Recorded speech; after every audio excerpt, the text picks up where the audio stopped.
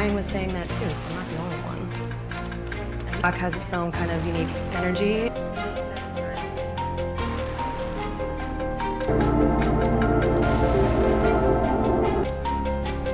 Well, it's not for me. Because scam or work. Yeah, or whatever. Or Never even been into a person. Just like, I mean, it's easy for you to say when you're good. Sorry, I just don't want you to get in trouble. I know. focus up. This is very serious. Pina colada? I don't like the taste of the alcohol. My taxes, I did. You. I'm trying to say that you said you dropped your nuts, Sarah. Field trip to the bar. All right. Do what? Fuck that. School musical? Sarah will sing in bar with My you guys. car's headed to Greedos. We could drop her off on the way. I can take you home. Have it. Great, just bought a guy's heroin. Who would know this? Not funny, didn't know what it's like to need. Well, it's not. I mean, it's just a job. Feeling love, and I want to feel love if I want to.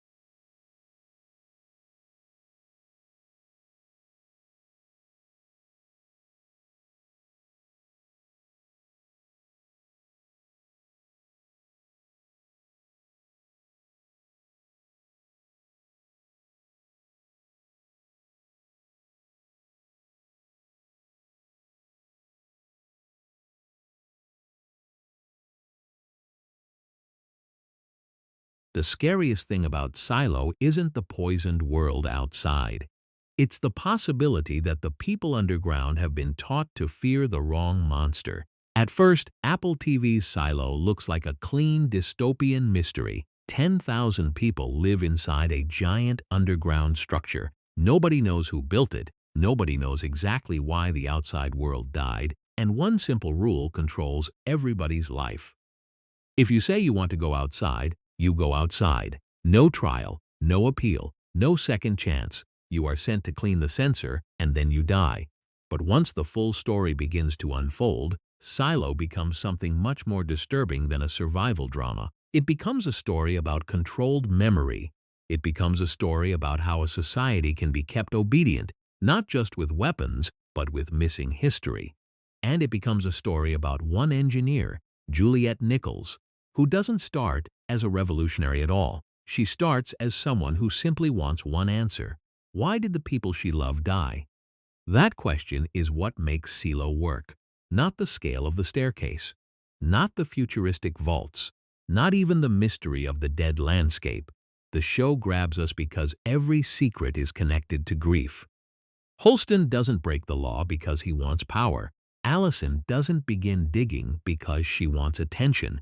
George doesn't risk everything because he wants chaos. And Juliette doesn't climb from mechanical into the center of power because she wants to become a symbol. They all move because something personal hurts too much to ignore. The world of Silo is built on a simple nightmare. Humanity, or at least what appears to be the last of humanity, lives in a massive underground silo with 144 levels. The people at the top have cleaner air, better jobs, and closer access to authority. The people in the middle keep the bureaucracy moving. The people at the bottom, especially mechanical, keep the whole structure alive with heat, power, repairs, and dangerous physical labor. It's a vertical city, but it's also a social map. The higher you live, the closer you are to control. The lower you live, the more you are expected to work, obey, and stay out of sight. And that design is not an accident. The silo tells its citizens that the outside world is toxic. The cafeteria screen shows a dead gray landscape. Every generation grows up seeing the same view: lifeless hills, broken earth, and a ruined world where nothing survives for long. The screen is more than a window. It is a daily sermon. It tells people without words that the silo may be harsh, unfair, and full of rules, but at least it is life.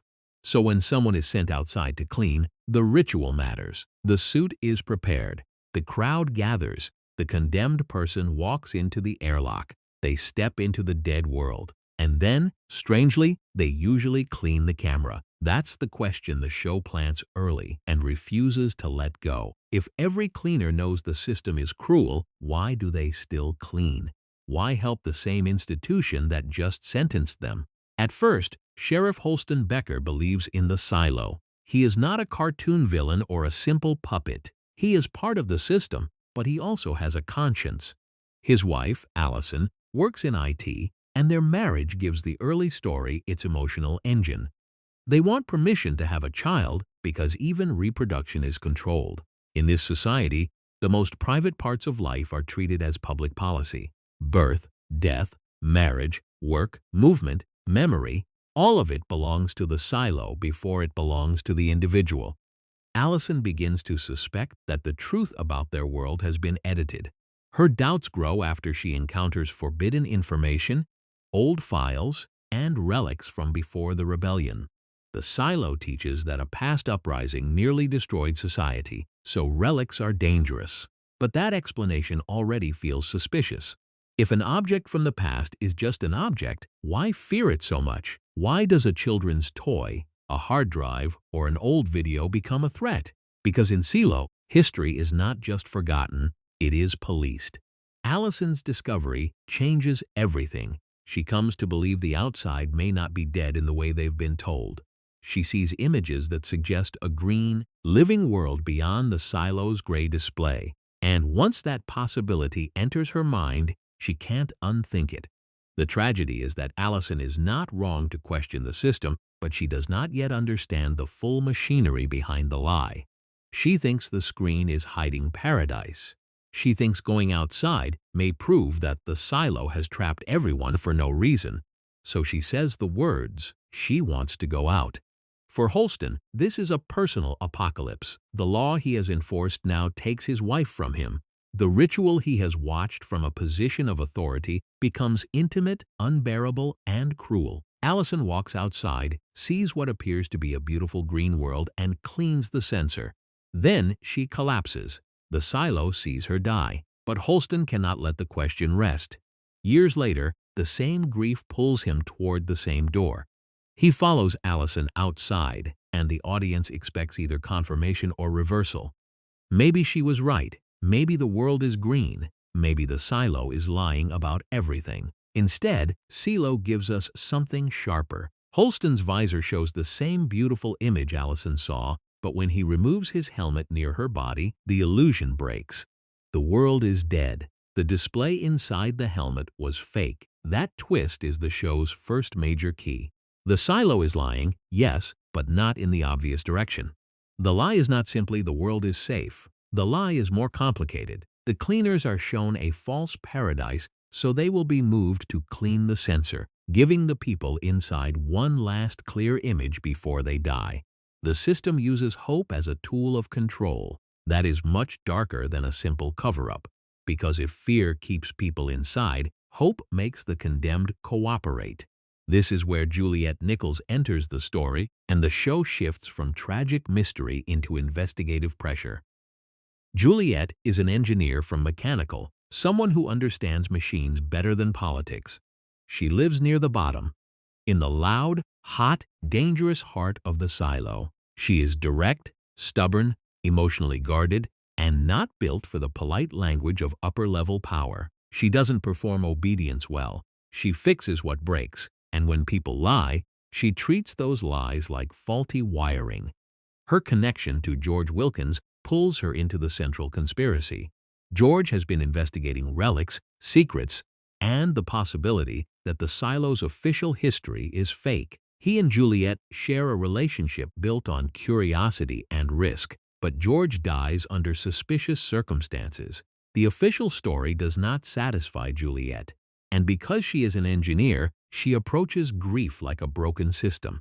She follows the cause. She traces the fault. She keeps asking what happened until the walls around the answer begin to crack. That makes her dangerous.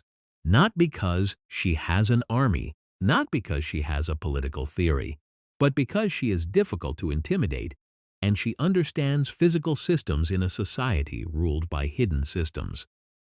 After Holston's death, he leaves behind a choice that seems almost absurd. He wants Juliette to become sheriff. On paper, she is a terrible fit. She comes from mechanical. She has no patience for judicial theater. She doesn't belong in the upper levels, but that is exactly why the choice matters. Holston senses that the official structure cannot solve the truth because the official structure is part of the truth. Juliette's move from mechanical to sheriff is one of the show's smartest power shifts. The story does not simply promote her into authority. It places her inside a machine designed to absorb, confuse, and destroy people like her. She now has a badge, but the badge does not make her powerful. It makes her visible. And in the silo, visibility can be fatal. The first season then widens the conspiracy around three major forces: the mayor's office, judicial, and IT. Mayor Johns represents an older, more human form of governance. She understands compromise, relationships, and the need to keep the silo stable without crushing everyone underneath her. Deputy Marnes, close to her and loyal in his own weathered way, belongs to the same fading world. Their journey down to mechanical is important because it shows how divided the silo really is. The upper levels do not truly know the lower levels. They depend on them, but they also fear them.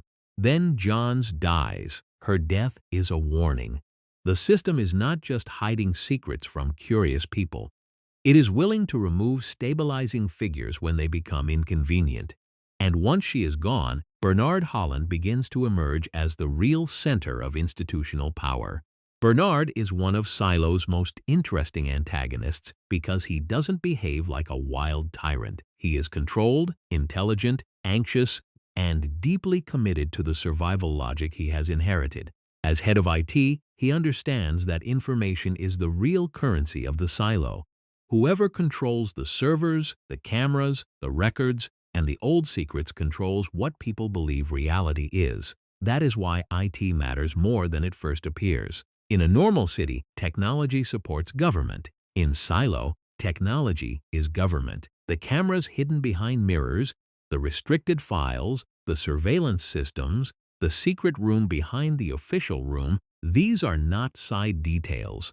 They are the real architecture of control. Judicial may scare people with raids and punishment, but IT owns the deeper weapon, knowledge. Robert Sims, working as Judicial's hard-edged enforcer, gives that control a physical face. Sims believes in order. He believes that fear is necessary. He believes the silo survives because people like him do ugly things before chaos can spread. But the show slowly reveals that even Sims is not as high in the structure as he thinks. He has power over citizens, but Bernard has power over the truth, and that difference matters. Juliette's investigation keeps pulling her toward forbidden objects, especially the hard drive connected to George. On that drive is evidence that breaks the silo's reality open. She sees the cleaning video, the false green world, the suggestion that what people see may be manipulated, and for a while, like Allison, she is tempted by the idea that the outside may be alive. But Juliette's strength is not that she instantly understands everything. Her strength is that she keeps correcting her understanding when new evidence appears. That is the difference between belief and investigation. The silo's citizens are trained to accept one version of reality. The rebels and truth seekers often swing toward the opposite version. The outside is dead, or the outside is paradise. The system is protecting us, or the system is lying about everything. Silo is smart because it refuses to make the truth that simple. The real horror is layered. The outside really is dangerous. The authorities really are lying. The cleaning display really is fake. The cafeteria display may be manipulated too. The suit can become a death sentence depending on who prepares it, and the people in charge may know only part of the larger design. By the time Juliette is cornered, framed, hunted, and finally forced into the cleaning ritual herself, the show has turned her from investigator into test case. Bernard expects the same outcome the silo has always seen. She will go outside. She will see the false green world. She will clean. She will die. The citizens will watch, the fear will reset, and the silo will continue. But Juliette has something the others did not. She has allies in mechanical. She has Walker's skill. She has the corrected heat tape that changes the suit's fate. And because of that one physical detail, the entire ritual breaks. This is one of the best payoffs in the first season because it turns a small engineering concern into a revolutionary act. The mystery is not solved by a speech. It is solved by material reality. Bad tape kills. Good tape buys time. In Silo, truth is not abstract. Truth is mechanical. Juliette steps outside, sees the fake paradise, and begins to understand the deception in real time. Then she refuses to perform the ritual the way the system expects. She does not clean. She walks away. Inside, the crowd sees the impossible. Someone sent outside does not immediately die. Someone from mechanical has broken the oldest story in their world. Then Juliette reaches the ridge, and the final image of Season 1 expands the entire series. Beyond the hill, there is not freedom. There are other silos, many of them. The story was never about one underground city. It was about a network, a system much larger than Silo 18, and that revelation changes the meaning of everything. Because if there are many silos, then Silo 18 is not an accident. It is a design. The first season ends with Juliette alive outside, the citizens inside shaken, and Bernard staring at a truth he can no longer fully contain. The central question changes. It is no longer just, what is outside? Now it is, who built all of this, how many people are being controlled, and what happens when one silo realizes it is not alone? That is the moment Silo becomes bigger than a mystery box. It becomes a study of systems protecting themselves. A single lie can be exposed. A single corrupt leader can be replaced. But a system built across generations, across multiple silos, with rituals, myths, surveillance, and engineered ignorance, that is much harder to defeat. And Juliette, walking alone across a dead world, has only solved the first layer. Season 2 begins by proving that Juliette's escape was not a victory. It was survival, and survival outside the silo is a different kind of prison. When Juliette crosses into the ruins of another silo, the show does something very important. It refuses to give her the clean, heroic moment a simpler story might have offered. She doesn't step into a new community of rebels who instantly explain everything. She doesn't find a safe base with answers waiting for her. She finds death. Silo 17 is a grave. Bodies are scattered outside its entrance, not in ones or twos, but in the remains of a whole failed population. That image tells the audience that rebellion is not automatically freedom. The people of this silo did what the people of Silo 18 have only whispered about. They went outside. They broke the core rule. They believed escape was possible. And they died in a mass exodus that now looks less like liberation and more like a massacre. This changes the entire moral pressure of the series. Because inside Silo 18, Juliette has just become proof that someone can survive outside. People may start to believe the authorities lied about everything, but Silo 17 shows the other half of the truth. The authorities lied, but the world is still deadly. If the people inside rush out because of Juliette's survival, they may repeat the same catastrophe. That is Season 2's central tension. Juliette has exposed the lie, but now she has to stop the truth from killing everyone. Her journey through Silo 17 is also a brilliant visual contrast to Silo 18. The first season made the original Silo feel crowded, controlled, watched, and politically alive. Silo 17 feels hollow. Flooded lower levels, broken passages, dead infrastructure, and empty spaces create the feeling of a world after the system has failed. And that matters because the show is no longer asking only, can a silo survive authoritarian control? It is asking, can it survive without control? That question is harder than it sounds. Juliette eventually encounters the lone survivor hidden behind the IT vault door. Solo. At first, Solo feels like a threat. He is isolated, unstable, defensive, and shaped by decades of loneliness. But he is also one of the most important characters in the full series because he turns the mystery from political into historical. He is living evidence of what happens when a silo's social order collapses and one person is left behind with too much trauma, too much memory, and not enough language to process any of it. Solo does not give Juliette easy answers. He gives her fragments. He gives her fear. He gives her the emotional wreckage of a silo that rebelled, opened itself to the outside, and paid for that belief with almost everyone's life. Through him, Juliette begins to understand that the silos are not just sealed communities. They are experiments in long-term obedience, and each one can fail in a different way. The great trick of Season 2 is that Juliette is outside the main silo for much of the story, but her absence becomes more powerful than her presence. Back in Silo 18, she turns into a symbol, and symbols are dangerous because people can use them before they understand them. For the people of Mechanical, Juliette's survival confirms what they already suspected. The upper levels have been lying. Mechanical has always carried the physical burden of the silo, but now it also carries the emotional burden of knowing that one of its own was almost murdered by the system. Shirley, Knox, Walker, and the down deep workers don't experience Juliette as a myth. They know her as a person. That makes the injustice sharper. This is not some abstract rebel figure from history. This is Juliette, the engineer who fixed things, argued with people, and refused to bow. So resentment begins to harden into resistance, but Silo is careful with rebellion. It does not romanticize it. Mechanical is angry for real reasons, but anger can be shaped, it can be provoked, it can be trapped. The people below have numbers and courage, but the people above have surveillance, records, weapons, and the pact. The pact is not just a book of laws, it is a script for controlling crisis. Every forbidden action already has a punishment. Every rumor already has a containment method. Every rebellion has already been imagined by the people who designed the system. That is why Bernard becomes more frightening in Season 2.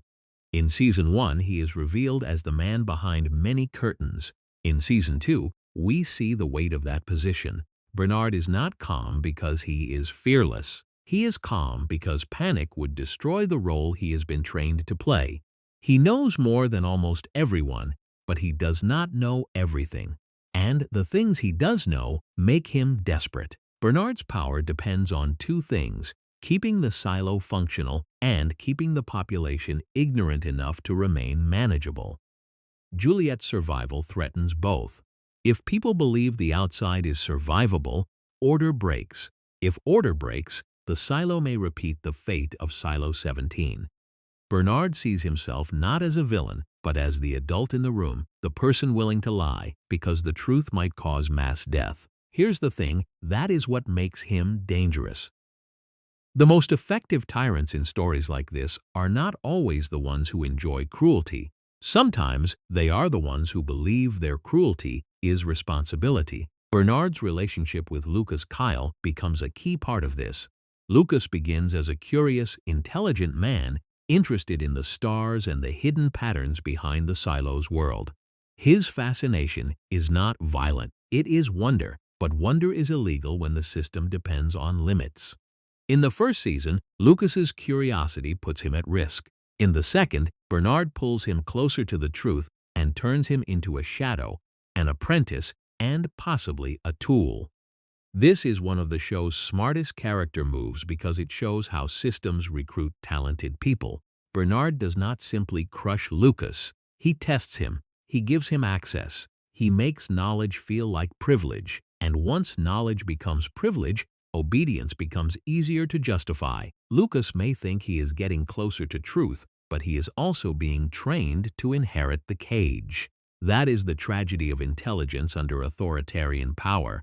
Curiosity can liberate you, or it can make you useful to the people who control the answers.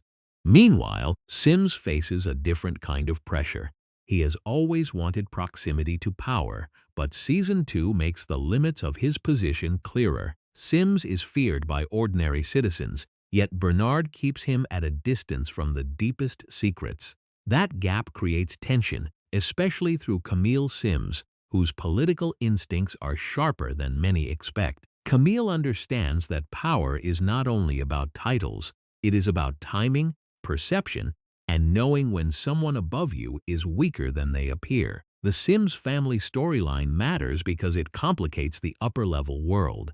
Not everyone in authority has the same goal. Bernard wants preservation through control. Sims wants recognition and security. Camille wants leverage. Judicial wants obedience. IT wants secrecy. These forces cooperate when the lower levels are quiet, but once Juliette's survival destabilizes the silo, their differences start to matter. And that is exactly how pressure moves through Silo 18. From the outside, the silo looks like a single machine. From the inside, it is a machine full of competing parts. Season 2's rebellion arc grows because people begin to understand that the official story is full of impossible gaps. They are told Juliette died, but rumors say she lived. They are told the cleaning ritual is law, but they have seen that law fail. They are told the pact protects everyone, but the pact seems to protect power first. Every contradiction becomes fuel. Still, the show never lets us forget the danger of incomplete truth. The people in Silo 18 do not know what Juliette knows about Silo 17. They have not walked past the bodies. They have not seen the cost of a population believing the outside can save them. So while Juliette fights to get back, the audience understands the terrible irony. The very people who love her most may be moving toward the disaster she is trying to prevent. That gives Season 2 a stronger engine than simple escape. Juliette's goal is not just to survive. It is to return with the right warning before the wrong interpretation of her survival spreads too far. In Silo 17, her bond with Solo develops through mistrust, need, and painful recognition. Solo has been alone for so long that basic human connection feels dangerous. He protects the vault because it is the last structure left in his life. He has built his identity around rules from a dead world, and Juliette has to pull him toward cooperation without fully knowing whether he can be trusted. Their relationship works because both characters are damaged by abandonment. Juliette was shaped by family loss and exile into mechanical.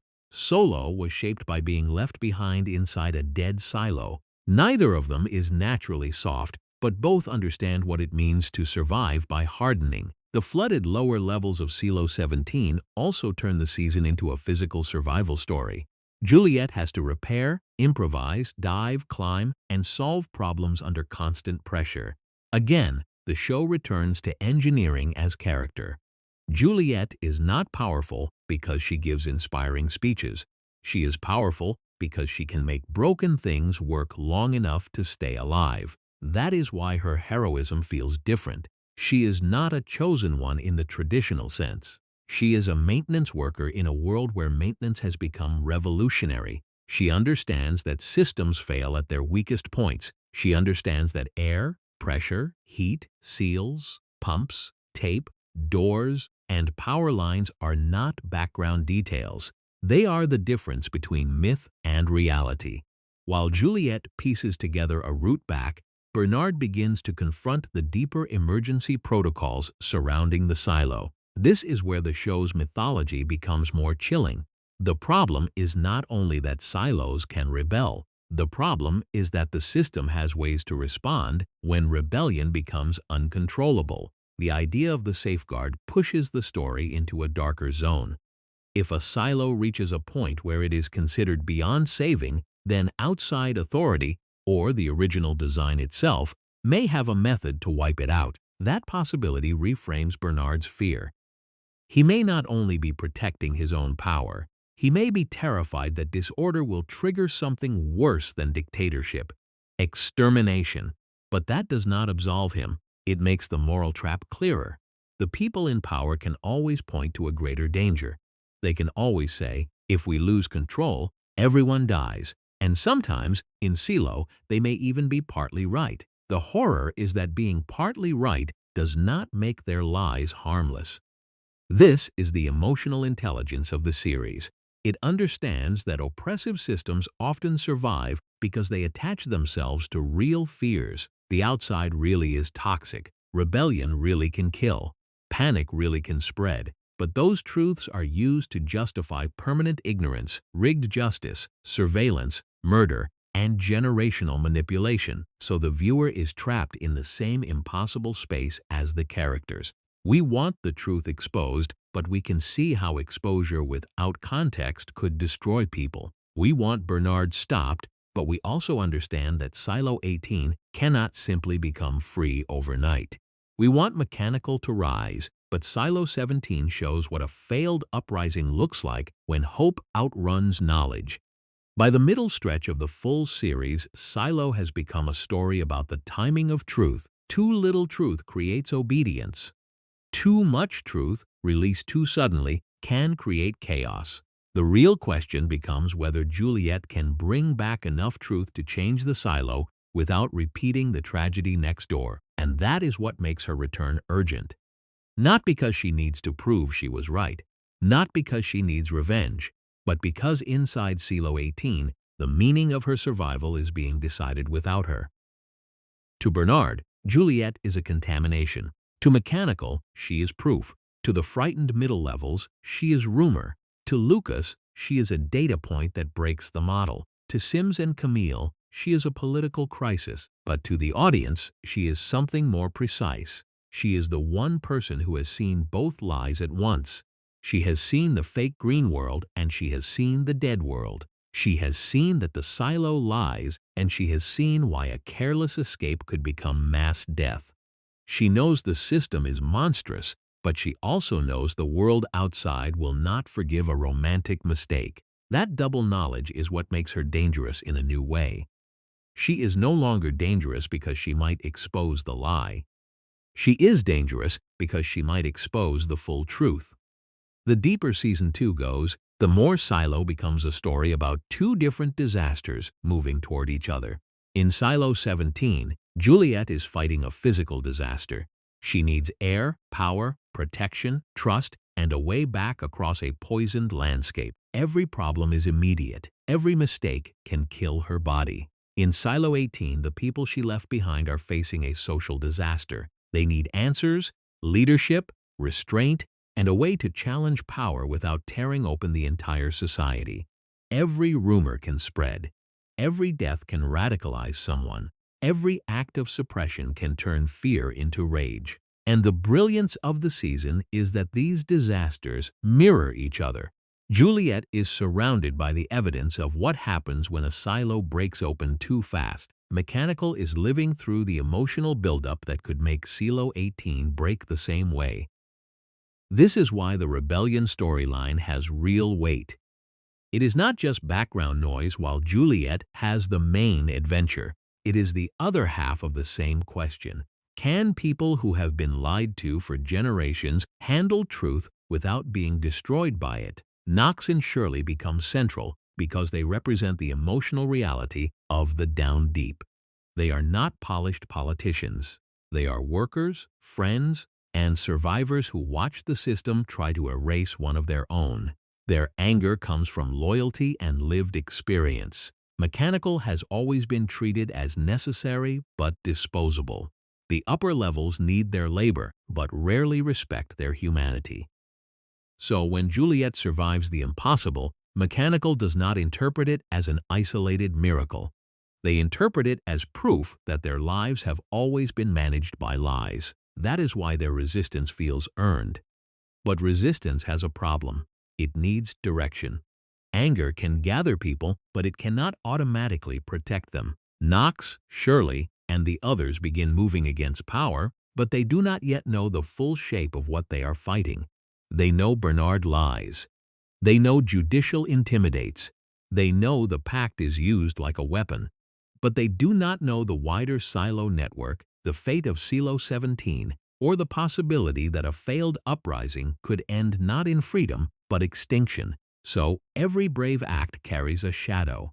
This is where Martha Walker becomes one of the emotional anchors of the series. Walker is not a traditional action figure. She is anxious, brilliant, isolated, and full of old wounds. She spends much of her life inside a workshop, repairing, designing, and hiding from the world. But when the time comes, her technical choices matter as much as anyone's public speech. The heat tape that helped Juliette survive outside was not just a clever plot device. It was Walker turning love, guilt, and skill into action. That detail matters because Silo is a show where repair is a moral language. People do not only express loyalty by saying the right words. They express it by fixing suits, building radios, bypassing systems, hiding evidence, and risking their own safety to keep someone else alive. In a world where official truth is corrupted, practical care becomes one of the few honest things left. Walker's role also shows how the silo damages people long before open violence begins. Not everyone who suffers under the system is thrown into prison or sent outside. Some people are slowly narrowed. Their world becomes smaller. Their fears become habits. Their relationships become memories behind locked doors. The silo survives not only by punishing rebellion, but by teaching people to manage their own confinement. So when Walker acts, it matters because she is not just helping Juliette. She is crossing the boundary of her own fear. Meanwhile, Bernard tries to control the uprising through a mix of information, ritual, and strategic cruelty. He understands that the silo's population does not need perfect truth to become dangerous. It only needs enough doubt. Once people believe the screen might lie, the cleaning ritual might be staged, and the law might serve hidden masters, the old language loses force. The pact says so does not work forever when the pact itself becomes suspect. That is why Bernard's management of the crisis becomes increasingly desperate. He does not simply need to catch rebels, he needs to control interpretation. If Juliette is remembered as a criminal, the system can survive. If she is remembered as proof that the system lies, the silo changes. If she becomes a martyr, mechanical hardens. If she becomes a returning witness, Bernard's entire position may collapse. And this is the power of Juliette's absence. She is not there, but everyone is fighting over what she means. Lukas's storyline grows out of that same battle over meaning. He is pulled deeper into Bernard's orbit, and through him, the audience gets closer to the hidden knowledge behind Silo 18. Lukas has a mind built for patterns. He studies the cafeteria screen, the stars, the old secrets, and the things that do not fit the official story. In another world, that curiosity would make him a scientist. In this world, it makes him either a threat or an asset. Bernard chooses asset, but the cost of becoming an asset is obedience. Lukas is given access, but not freedom. He is invited into the secret, but only under another man's control. This is how power seduces intelligent people without needing to break them completely. It gives them just enough truth to feel chosen, then surrounds that truth with fear. Lukas's tragedy is not that he is foolish. It is that he wants to know so badly that he can be maneuvered by someone who controls the doorway to knowledge. That makes him one of the show's most useful mirrors for the audience. Viewers also want answers. We also want the next layer. Silo asks what we would trade to get it. Then there is Sims, whose crisis is about status. Sims has spent years acting as if loyalty should be rewarded with trust. He has enforced the system. He has intimidated citizens. He has protected the order Bernard depends on. But Bernard still withholds the deepest truths from him. That creates a dangerous humiliation. Sims believes he is close to the center, but Season 2 repeatedly shows that he is not inside the innermost circle. Camille sees this more clearly than he does. Her intelligence is political rather than technical. She reads people, pressure, and opportunity. Through Camille, the show reveals that power in Silo 18 is not stable. It is negotiated constantly, even among the people supposedly on the same side. Her moves show that the upper levels have their own rebellion forming, not a moral rebellion against the system, but an internal struggle over who gets to inherit control. That contrast matters. Mechanical wants truth and justice. Camille and Sims want leverage. Bernard wants preservation. Lukas wants knowledge. Juliette wants to get back before misunderstanding destroys everyone. These motives collide, and because each motive is partly understandable, the drama feels richer than a simple people versus regime conflict. The show is really about what different people do when a lie begins to fail. Some people deny harder. Some people exploit the crack. Some people run toward the truth. Some people try to slow it down because they fear what truth will do.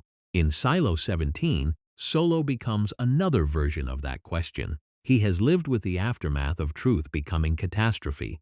His memories are broken, guarded, and painful. The rebellion in his silo did not produce a functioning free society. It produced corpses, silence, and one traumatized survivor trapped with the remains. That makes Solo both a warning and a victim. He is not the wise mentor who calmly explains the world. He is what the world does to a child or young person left alone inside a failed system. His name itself feels like a wound. Solo is not just a nickname. It is a condition. Juliette's interactions with him force her into a kind of patience she does not naturally possess. She is direct, sometimes harsh, and usually focused on the next fix. Solo cannot be handled like a machine. He needs trust, and trust is unstable. He protects the vault, fears abandonment, and struggles with memories that have become both identity and prison. Through him, Juliette learns more than facts. She learns what another silo's collapse feels like from the inside. And then the show adds another layer. Silo 17 may not be as empty as it first seemed. The presence of other survivors, especially younger figures hidden away from Solo's full awareness or trust, complicates his story and Juliette's understanding. The dead silo is not only a tomb. It has remnants of life still clinging to it. That matters because it gives the season a fragile counterpoint to despair. Even after collapse, something can survive. But survival without truth, trust, and structure becomes its own kind of haunting. This is one of Silo's repeating ideas. Survival alone is not enough. The silo survives, but at the cost of freedom. Solo survives, but at the cost of connection. Bernard tries to make Silo 18 survive, but at the cost of honesty. Juliette survives outside, but survival forces her into a new responsibility. Every version of survival demands a price, and the show keeps asking which price is too high. Back in Silo 18, the rebellion becomes more organized, and the authorities respond by trying to isolate, discredit, and punish. The pressure on Mechanical increases because the lower levels are always easier to blame. Power needs a villain to unify frightened citizens, and Mechanical has been positioned for generations as rough, unstable, and potentially dangerous. That prejudice becomes useful. If Bernard can frame the Down Deep as a threat to everyone's safety, he can make repression look like protection. This is a familiar political pattern, but Silo makes it specific through geography. The staircase is not just a setting. It is a pressure gauge. Messages move up and down, rumors climb, troops descend, workers gather. Every level has a different relationship to fear. The higher levels may fear Mechanical as a mob. Mechanical fears the upper levels as parasites and executioners. The middle levels are trapped between dependence and uncertainty. The entire structure becomes a vertical argument, and because there are no elevators, every movement takes effort. That physical fact shapes the drama. A journey from top to bottom is not casual. It is a commitment. The silo's design slows connection, reinforces hierarchy, and makes distance political. People can live in the same society and still feel like they come from different worlds. That is why Mayor Johnson's journey in Season 1 mattered, and why the later conflict feels so volatile. When leaders do not understand the bottom, and the bottom does not trust the top, the silo is already cracked before the first shot is fired. Bernard understands the crack, but he misreads some of the human forces inside it. He sees populations, systems, probabilities, and protocols. He sees rebellion as a disease to contain. What he struggles to understand is that grief can become stronger than fear. Juliette's friends are not only reacting to information, they are reacting to betrayal.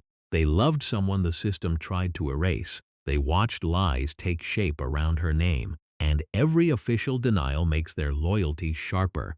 That is where the series finds its emotional fire. The mystery matters, but the mystery works because people care about each other inside it. George's death matters because Juliette loved him. Allison's cleaning matters because Holston loved her. Juliette's survival matters because Mechanical loves her. Walker's tape matters because love became engineering. Knox and Shirley's defiance matters because friendship becomes politics. Silo is cold in its design, but warm in its human stakes. As the season moves closer to its endgame, the focus tightens around one major question. Can Juliette return before Silo 18 crosses the point of no return? The answer depends on timing, and timing has always been one of the system's hidden weapons. The authorities know when to release information, when to bury it, when to stage punishment, when to provoke, and when to wait. But Juliette operates on a different clock. Her time is measured in oxygen, suit integrity, failing systems, and the physical distance between silos. She cannot control the politics inside Silo 18, and they cannot see what she is fighting through to reach them. That separation creates the season's strongest suspense. The audience knows more than each side. We know Mechanical is right to distrust Bernard. We know Bernard is right that the outside is not safe. We know Juliette is alive. We know Silo 17 is a warning. We know the old cleaning story is false. We know the rebellion's hope could be both necessary and deadly. In other words, the audience is placed in the terrible position of seeing why everyone is moving and why almost every path could still end in disaster. This is what elevates Silo beyond a simple puzzle show. The answers are not just pieces of lore. They change the ethics of action. Once you know the outside is toxic, you cannot tell people to run. Once you know the system lies, you cannot tell people to obey. Once you know rebellion can fail, you cannot romanticize chaos. Once you know control can become murder, you cannot excuse order. The show lives in that impossible balance, and Juliette, more than anyone, carries it. She began as a woman trying to solve one death. By season 2, she has become the only bridge between two truths that everyone else keeps separating. Inside, the people need to know they have been deceived, but they also need to know the world outside is not the salvation they may imagine. Bernard has used the danger outside as a reason to lie. Juliette must somehow use the same danger as a reason to tell the truth carefully. That is a much harder kind of heroism. It is easy to expose a lie when the truth is simple. It is harder when the truth can start a riot. It is hardest when the lie protected people from one danger while creating another. That is why the final stretch of season 2 feels less like a traditional revolution and more like a countdown. Juliette is trying to return with context. Bernard is trying to preserve control. Mechanical is trying to force accountability. Lukas is being pulled between knowledge and obedience. Sims is discovering that serving power does not guarantee receiving it. Camille is measuring the weakness of the men around her. Solo is trying to survive the emotional ruins of another failed world. And beneath all of it, the silos themselves feel like sleeping machines, built long ago with rules that may be even more ruthless than the people currently enforcing them. By now, the viewer understands something chilling. Bernard may be powerful inside Silo 18, but even he may be trapped inside a larger design. He can lie, punish, manipulate, and command. But if the system above him or behind him has protocols like the safeguard, then Bernard is not the architect. He is a caretaker of someone else's nightmare.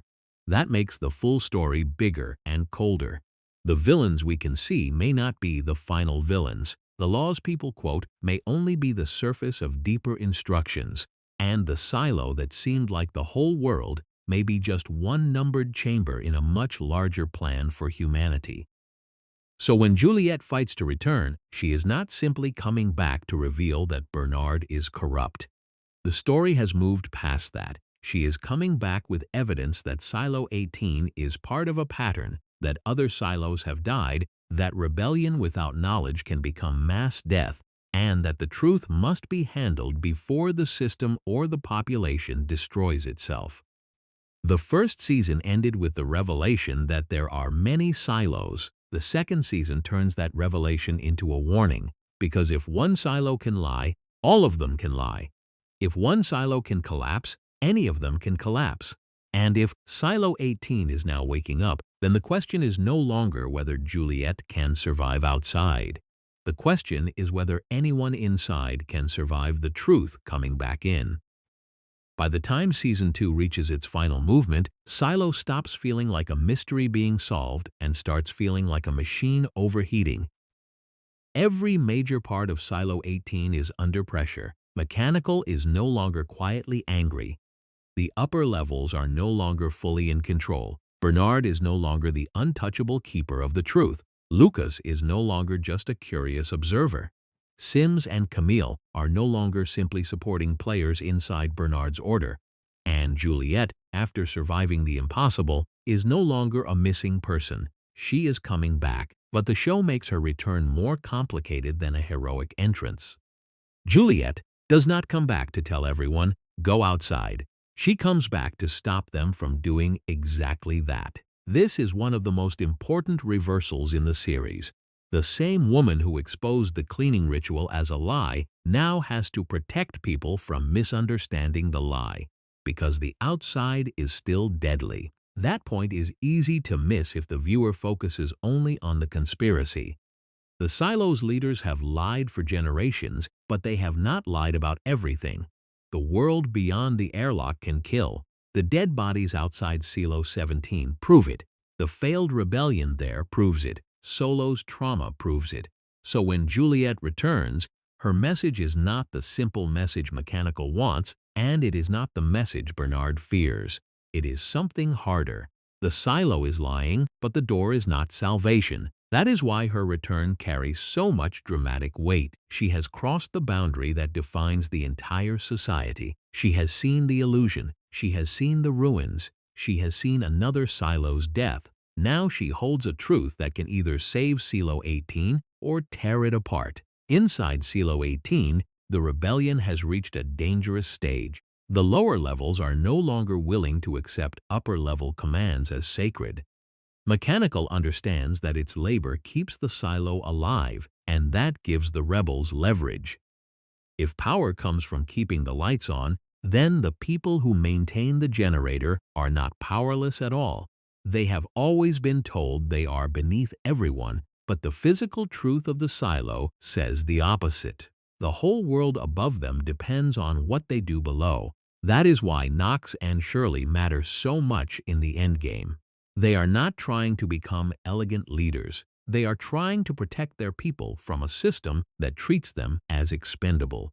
Their rebellion is messy because real pressure is messy.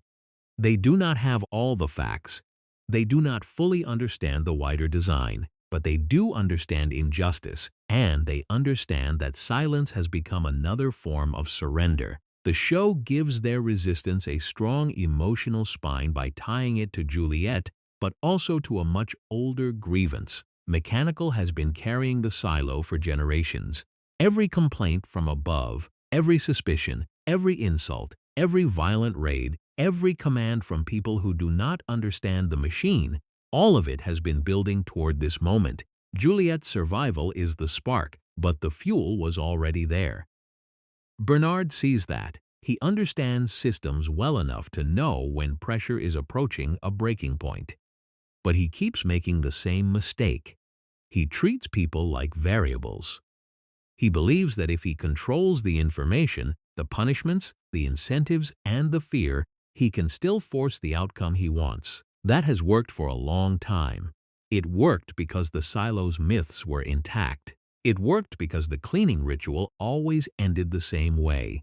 It worked because people had never watched someone walk beyond the ridge. Now the old pattern is broken, and Bernard is not built for a world where the pattern fails. His fear becomes clearer as the safeguard enters the story.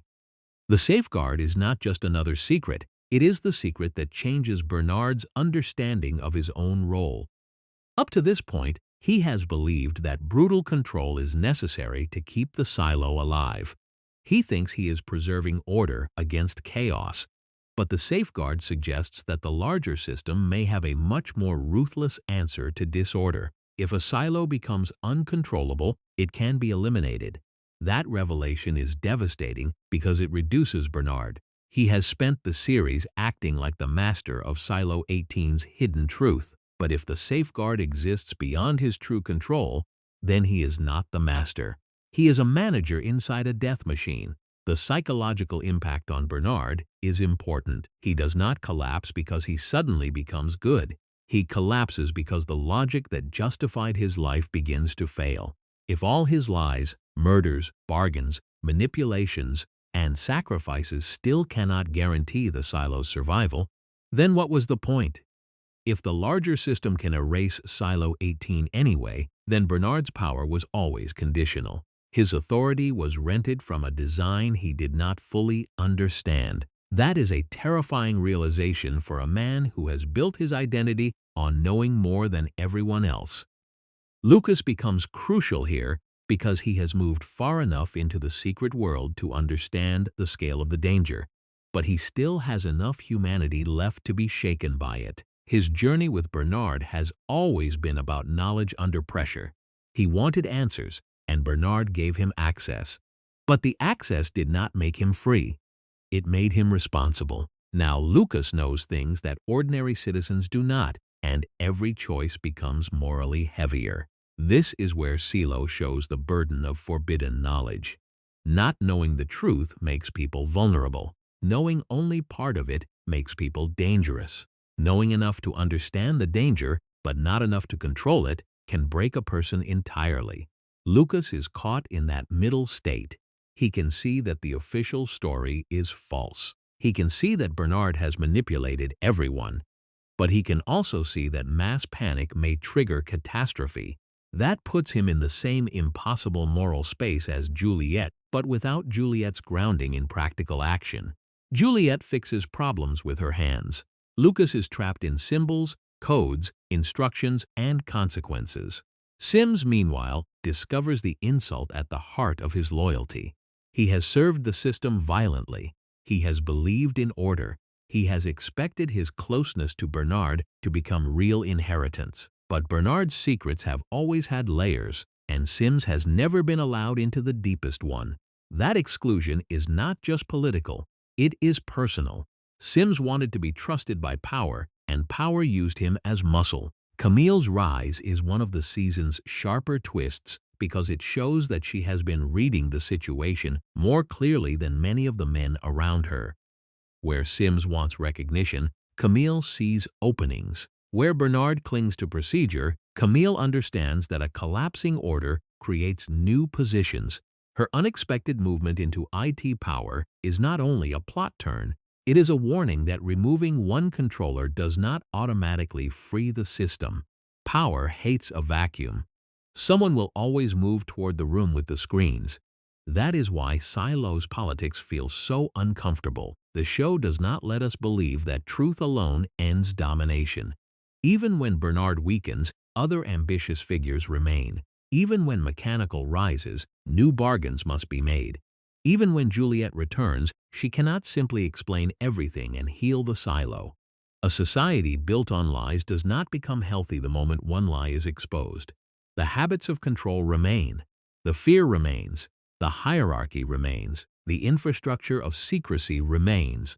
And the people still need air, food, power, and order tomorrow. Juliette's return forces all of these tensions into one place. When she appears outside Silo 18 again, the image is almost mythic. The woman who was supposed to die has come back from beyond the screen. The system can no longer erase her with a story. But she does something that complicates everyone's expectations. She cleans. The first time Juliette went outside, refusing to clean was defiance. It broke the ritual. It told the people inside that the authorities did not control her final act. But when she returns and cleans, the meaning changes. This time, cleaning is not obedience. It is communication. It is a warning. It is a desperate attempt to make the people inside look, understand, and stop rushing toward the wrong conclusion. This is a perfect example of how Silo reuses an image and changes its meaning. Cleaning begins as submission, then it becomes manipulation, then refusal becomes rebellion, then cleaning itself becomes a coded act of protection. The same gesture travels through the series and gathers new meaning every time. That is strong, visual storytelling. Juliette is trying to say something the screen cannot fully translate. I survived, but you are not safe out here. And that message arrives at exactly the moment Silo 18 needs it most. The rebellion has pushed the old order to the brink. Bernard's control is failing. Mechanical has momentum. The ordinary citizens are caught between fear and revelation. If the wrong door opens at the wrong time, Silo 18 could become another Silo 17. So Juliette's return is not just a rescue of herself. It is an intervention in the story other people are telling about her. That is why the finale's airlock sequence is so powerful. Bernard meets Juliette at the threshold, the most important symbolic location in the show. The airlock is the border between lie and reality, law and death, inside and outside, myth and body. Every cleaning has passed through that space. Every condemned person has been transformed there from citizen into lesson. Now Bernard and Juliette stand inside that same mechanism, but the meaning has flipped. Bernard is no longer the distant authority sending someone out. He is inside the machine with the person who survived it. That is the kind of reversal the series has been building toward from the beginning. The man who used the ritual as a tool of control is now trapped in the ritual's machinery. Juliette, the woman he tried to turn into another warning, has become the warning he did not understand. But Silo refuses to end the season with clean justice. Instead, it ends with fire. The cleansing fire in the airlock has always been part of the process, another hidden mechanism behind the official ritual. Fire is supposed to sterilize, reset, and prepare the chamber. But in the finale, it becomes a cliffhanger that traps Bernard and Juliette together in a violent burst of consequence. Whether they survive is left unresolved at that point, but symbolically, the moment is already loaded. The system that burned away traces of its own violence may now burn the people who understand it best. Fire, in that scene, feels like the silo defending itself, and that is one of the show's biggest ideas. Systems do not only survive because bad people operate them. They survive because the procedures keep moving. Doors lock, flames ignite, cameras record, rules trigger, people die, the machine continues. Sometimes the scariest thing is not a villain making a dramatic choice. It is a mechanism doing exactly what it was built to do. Season 2 also ends by opening a new timeline, pulling the story back toward the world before the silos. The sudden shift to Washington, D.C., and the introduction of Daniel and Helen changes the scale again. After 2 seasons underground, the show points toward the origin. Who planned this, what disaster they feared, what political choices created the silos, and what kind of world decided that burying humanity under controlled memory was a solution. This is not just a tease for lore, it reframes the whole series. The silos did not appear by magic. They were designed by people. That means every ritual, every restriction, every hidden protocol, and every erased memory began as a decision. Someone decided that future generations should not know the past. Someone decided that truth was too dangerous to preserve openly. Someone decided that survival required manipulation at a scale so vast it could outlive the original architects. The pre-silo storyline matters because it promises to answer the question behind all the other questions. What kind of catastrophe makes a society choose this? And maybe even more importantly, what kind of leaders believe they have the right to decide what humanity remembers? That is why Silo's mystery works so well. It is not only about what is outside, it is about who gets to define reality after disaster. In normal life, history can be argued over, buried, rewritten, or politicized. In Silo, that idea becomes literal. The population lives inside an edited world. Their books are restricted. Their relics are criminal. Their screens are manipulated. Their laws are sacred because nobody is allowed to compare them with any other history. The past is not merely forgotten, it is treated like a virus. And yet the past keeps leaking through. A hard drive, a children's book, a video, a peas dispenser, a name, a tunnel, a door, a body outside, a memory from another silo, a question about stars. These fragments matter because they prove that no system can completely erase what came before. It can bury evidence. It can punish curiosity. It can terrify citizens into silence. But objects survive. Stories survive. Grief survives. Technical flaws survive. And sometimes one stubborn engineer survives long enough to carry the evidence back. Across its first 2 seasons, Silo builds its power by constantly shifting what the audience thinks the central truth is. At first, we think the question is whether the outside is safe. Then we learn the outside is deadly, but the cleaning display is fake. Then we think the question is why Silo 18 is lying. Then we learn there are many silos. Then we think the question is how people might escape. Then Silo 17 shows that escape without knowledge can become mass death. Then we think Bernard is the top of the conspiracy. Then the safeguard suggests that Bernard is also trapped inside a larger design. Then the finale points backward to the world before everything, suggesting the real origin may be more political, more human, and more morally compromised than anyone inside the silo can imagine. That escalation is why the series stays compelling. It does not answer one question by closing the story. It answers one question by revealing that the question was too small. The outside is not the whole mystery. The silos are not the whole mystery. Bernard is not the whole mystery. Even Juliette's survival is not the whole mystery. The real mystery is the philosophy behind the silos, the belief that humanity can only survive if it is controlled, deceived, separated, and made afraid of its own curiosity. That is the belief Juliette threatens, not because she has all the answers, but because she proves that the system's perfect ritual can fail. Holston and Allison revealed the emotional crack. George revealed the historical crack. Walker revealed the mechanical crack. Mechanical revealed the social crack.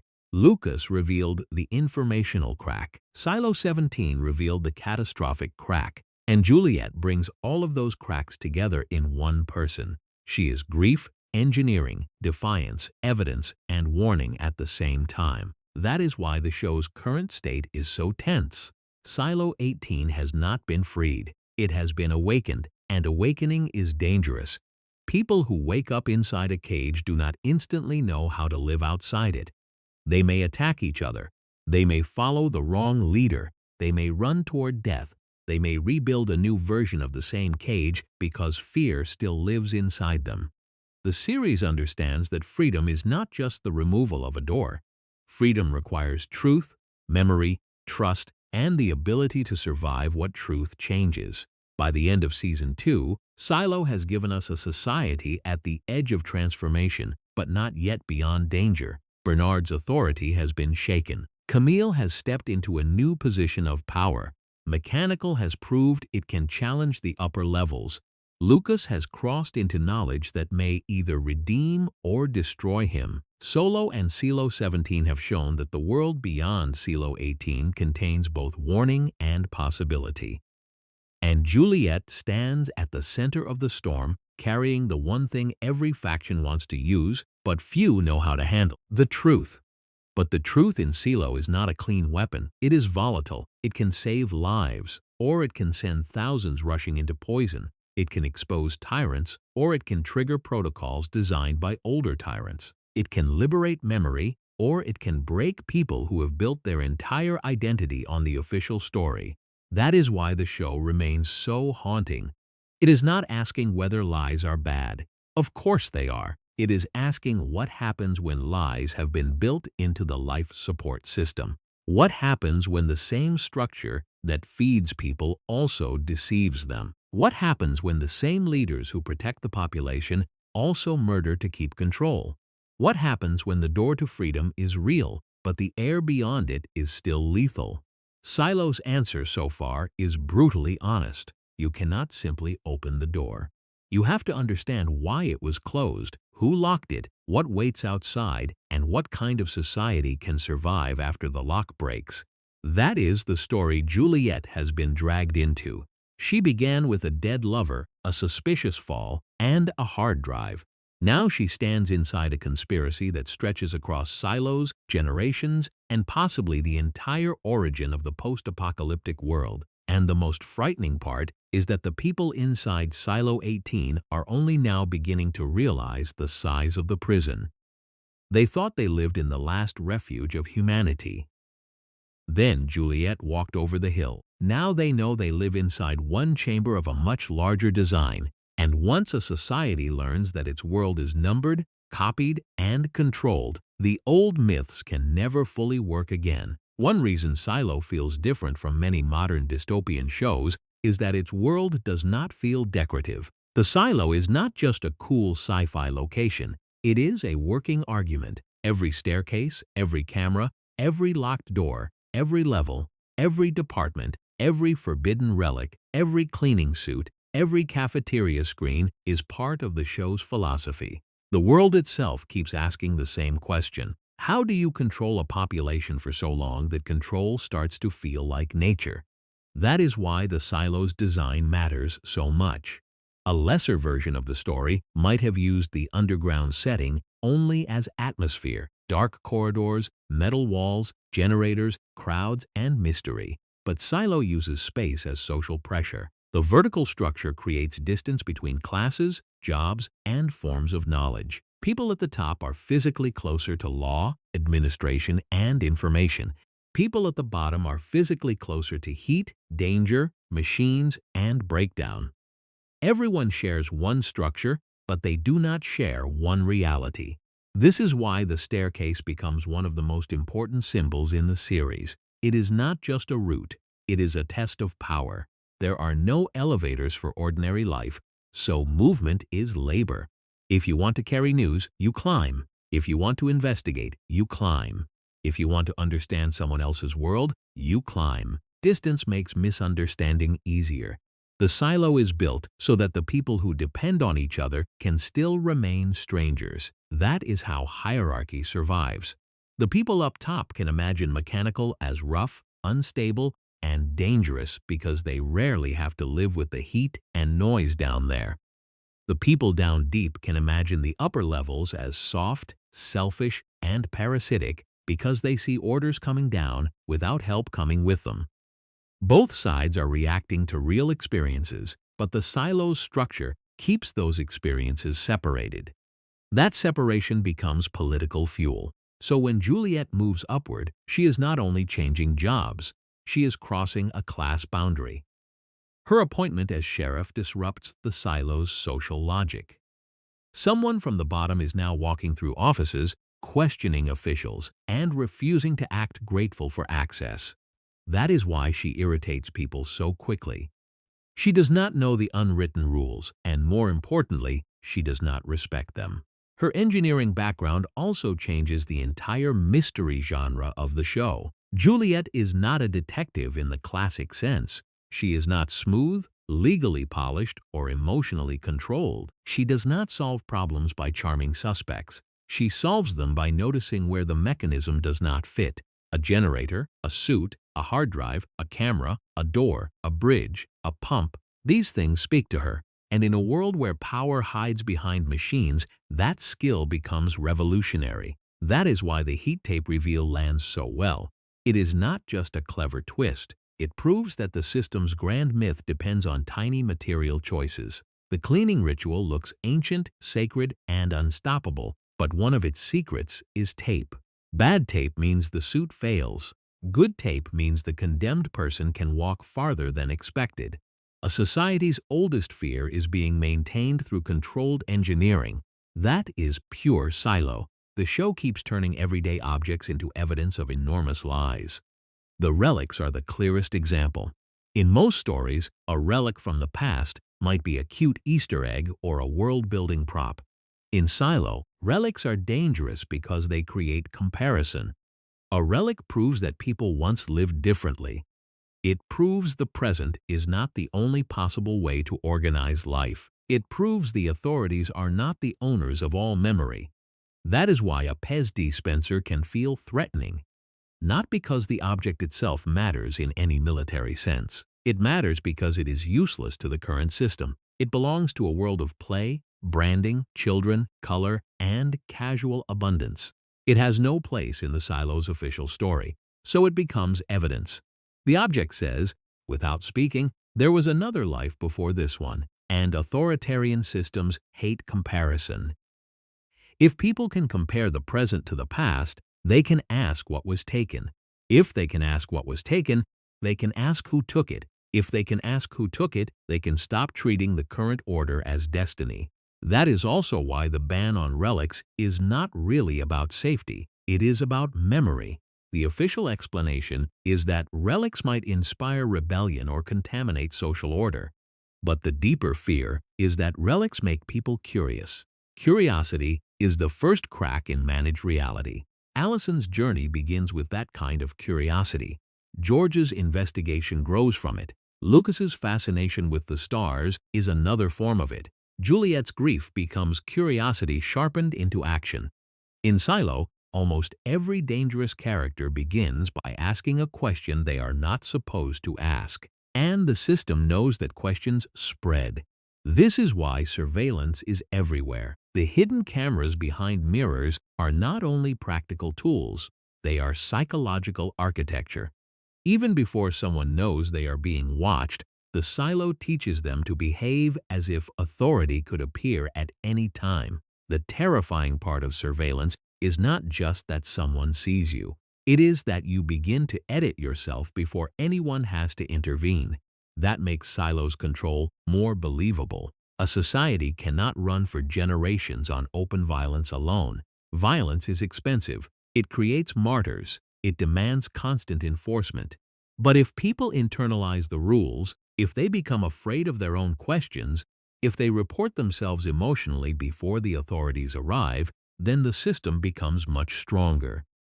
The pact is part of that same design. It looks like law, but it functions like scripture. Citizens treat it as the source of social reality, even though they do not know who truly shaped it or what larger purpose it serves.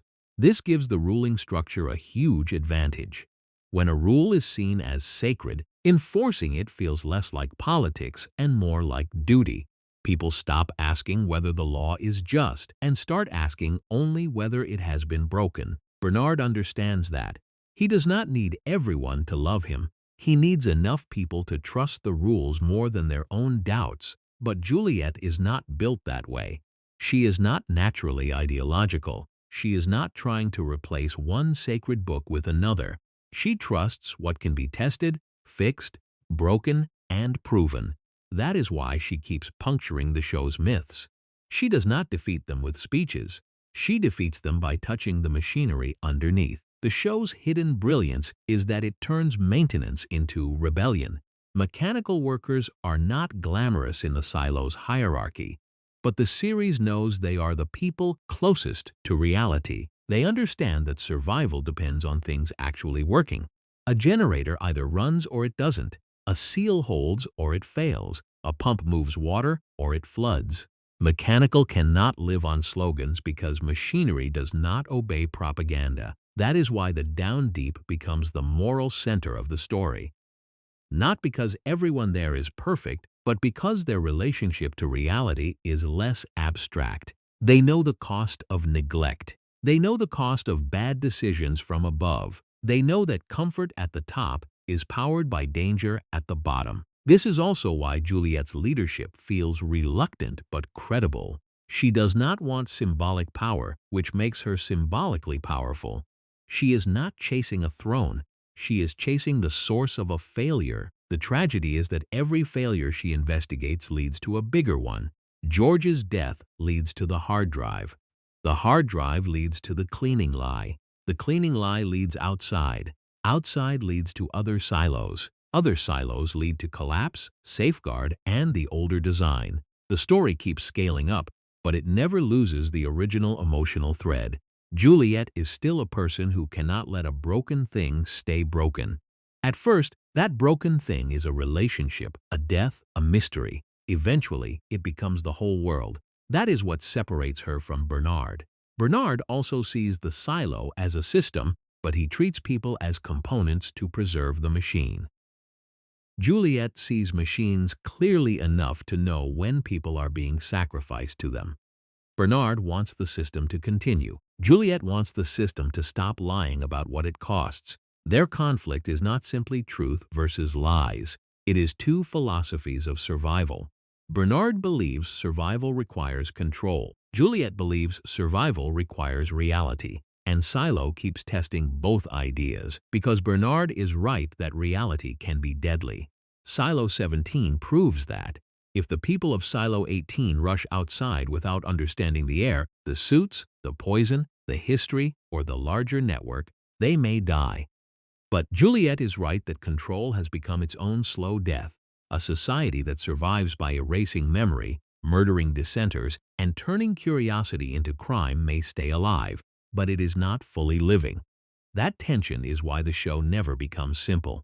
Even the cleaning ritual, the most iconic horror in the series, is full of layered meaning. On the surface, it is punishment. Politically, it is deterrence. Technically, it is a controlled death. Psychologically, it is theater. Spiritually, for the silo, it is a sacrifice. The condemned person is sent outside so everyone else can feel the boundary again. The body on the hill becomes proof. The cleaning becomes renewal. The fear becomes fresh. But once Juliette refuses to clean, the ritual loses its spell. That is a powerful idea. Systems rely on repetition. A ritual works because it happens the same way every time. The moment someone changes the performance, the audience wakes up. They may not know what the new truth is, but they know the old script has failed. And once a script fails in public, authority becomes nervous. This is why Silo is so effective as a story about media, Screens and perception. The cafeteria screen is the most watched image in the world of the silo. It defines the outside for everyone, but the show constantly reminds us that images are not neutral. What people see depends on who controls the feed. The citizens think they are watching reality. In truth, they are watching a curated relationship with reality. That idea reaches beyond the show's fictional world. Silo is about a society where the main public image is controlled by hidden power, where dangerous context is removed, and where people's emotional relationship to reality is managed through repetition. That is why it feels modern even though its setting is sealed away from the modern world. The show is not saying screens are evil. It is saying whoever controls the screen controls the first draft of truth, and for a long time IT controls the screen. That makes Bernard's department the real nerve center. Judicial can frighten people, the mayor can calm people, the sheriff can enforce visible order, but IT shapes what the entire population believes it has seen. That is a higher form of power. It does not simply punish behavior, it manufactures perception. When Camille moves into that world, the danger is not only that one ambitious person gains a new title, the danger is that the machinery of perception remains intact. Bernard may be shaken, but the room still exists, the servers still exist, the cameras still exist, the hidden systems still exist. That is why the story cannot end with one villain's fall. The apparatus is bigger than the person using it. This is one of the strongest hidden lessons of the series. Changing leaders does not automatically change a system built for control. If the cameras stay hidden, if the pact stays unquestioned, if relics stay criminal, if the screen stays managed, if the truth remains rationed, then the silo can reproduce the same oppression with a different face. Bernard is important, but he is not the whole disease. He is a symptom of a structure designed to make someone like him necessary. That is where the upcoming origin story becomes so important. The pre-Silo timeline is not just a curiosity, it promises to reveal the first justification. Every oppressive system has a founding story it tells about necessity. We had no choice. The danger was too great. People could not handle the truth. Order had to be preserved. Sacrifices had to be made. Silo is now moving toward the moment when those arguments were first made. And the most uncomfortable possibility is that the founders may not have seen themselves as villains either. They may have believed they were saving humanity. They may have looked at a collapsing world and decided that freedom, memory, and open truth were luxuries the species could no longer afford. That is the kind of moral horror Silo does best, not evil laughing in a control room. People making terrible decisions in the name of survival, then building a world where nobody is allowed to question those decisions. By this point in the series, the title itself has gained new meaning. A silo is a container. It stores something for the future. In agriculture, a silo preserves grain. In military language, a silo can hide weapons. In the show, the silos preserve people, but they also preserve lies, trauma, hierarchy, and the unfinished logic of the world that built them. The question is not only what the silos are protecting humanity from, the question is what kind of humanity they are preserving.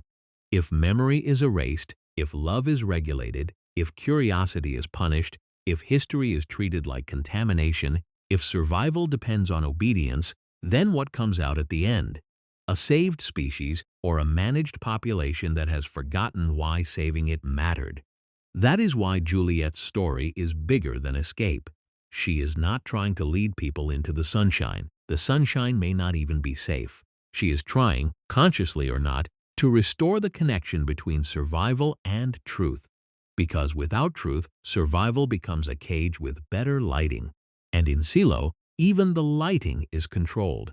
The character arcs in Silo work because almost everyone is trapped between what they need to believe and what reality keeps proving. Juliette needs to believe that a broken system can be fixed if she finds the right fault line. That belief makes her relentless, but it also makes her vulnerable. She keeps thinking there must be a cause she can trace, a mechanism she can expose, a repair she can make. In mechanical, that mindset saves lives. In the larger world of the silos, it becomes much more painful because some systems are not broken by accident. Some systems are working exactly as designed. That is the horror she slowly discovers. The silo is not failing when it lies. It is functioning. The cleaning ritual is not a malfunction. It is a feature. The hidden cameras are not corruption at the edges. They are part of the blueprint. The restricted history is not an oversight. It is a survival strategy created by people who believed the future had to be managed through ignorance. For Juliette, that realization is almost unbearable because her entire skill set is based on repair. She can fix machines because machines have intended functions. But what do you do when the intended function is oppression? What do you do when the system is not accidentally killing people, but intentionally sacrificing some lives to preserve a larger order? That is where her arc becomes more than heroic stubbornness. She has to evolve from fixing machines to challenging design. At the beginning, Juliette's world is small by necessity. Mechanical is huge, loud, and dangerous, but socially, it is still a contained world. Her loyalty is local. She cares about the people around her. She wants justice for George. She resists being pulled into politics because politics feels like upper-level poison. And honestly, she is not wrong. Every time she moves closer to official power, she gets closer to manipulation. But the story forces her to widen her sense of responsibility. First, she becomes responsible for the truth about George, then for the truth about Holston and Allison, then for the truth about the cleaning, then for the people in mechanical who believe in her, then for the citizens of Silo 18 who may misunderstand her survival. Then, after Silo 17, for the terrifying knowledge that one society's rebellion can become a mass grave. That expansion is what makes Juliette's journey so strong. She does not wake up one day wanting to save the world. The world keeps getting larger every time she tells the truth. Bernard's arc runs in the opposite direction. He begins with the appearance of scale. He knows more than everyone. He sits closer to the secrets. He controls the systems behind the systems. He understands the pact not as ordinary citizens understand it, but as a tool. He knows the cleaning ritual's hidden mechanics. He knows about the larger order. He knows enough to terrify himself. But as the series unfolds, Bernard's world gets smaller. His authority shrinks from godlike control to desperate management. He thought he was the keeper of the full truth, but the safeguard reveals that he is also a controlled piece. He thought he was preserving the silo, but he may only be delaying the moment when a larger protocol decides the silo is no longer worth preserving. He thought knowledge made him powerful, but knowledge without freedom becomes another cage. That is a great tragic shape for an antagonist. Bernard is not scary because he knows everything. He is scary because he knows enough to justify terrible things, but not enough to escape the logic of the system he serves. His greatest weakness is that he cannot imagine trust as a form of stability. He believes information must be rationed because people will panic. He believes law must be theatrical because fear keeps order. He believes dissent must be crushed because doubt spreads faster than reason. And to be fair, the show gives him evidence. Silo 17 did collapse. People can make catastrophic choices. Rumor can become deadly. But Bernard's conclusion is still monstrous. He sees human fragility and decides manipulation is the answer. He sees fear and builds a permanent cage around it. He sees the danger of chaos and chooses controlled cruelty. He mistakes survival for obedience. That is why Juliette threatens him so deeply. She is not naive about danger. She has seen more danger than most people in Silo 18 can imagine. But she still refuses to accept that lying forever is the only way to keep people alive. That contrast gives the series its moral center. Juliette does not argue that truth is easy. Bernard argues that truth is impossible. Silo's drama lives between those positions. Holston and Allison remain important even after their deaths because they represent the first emotional breach in the silo's reality.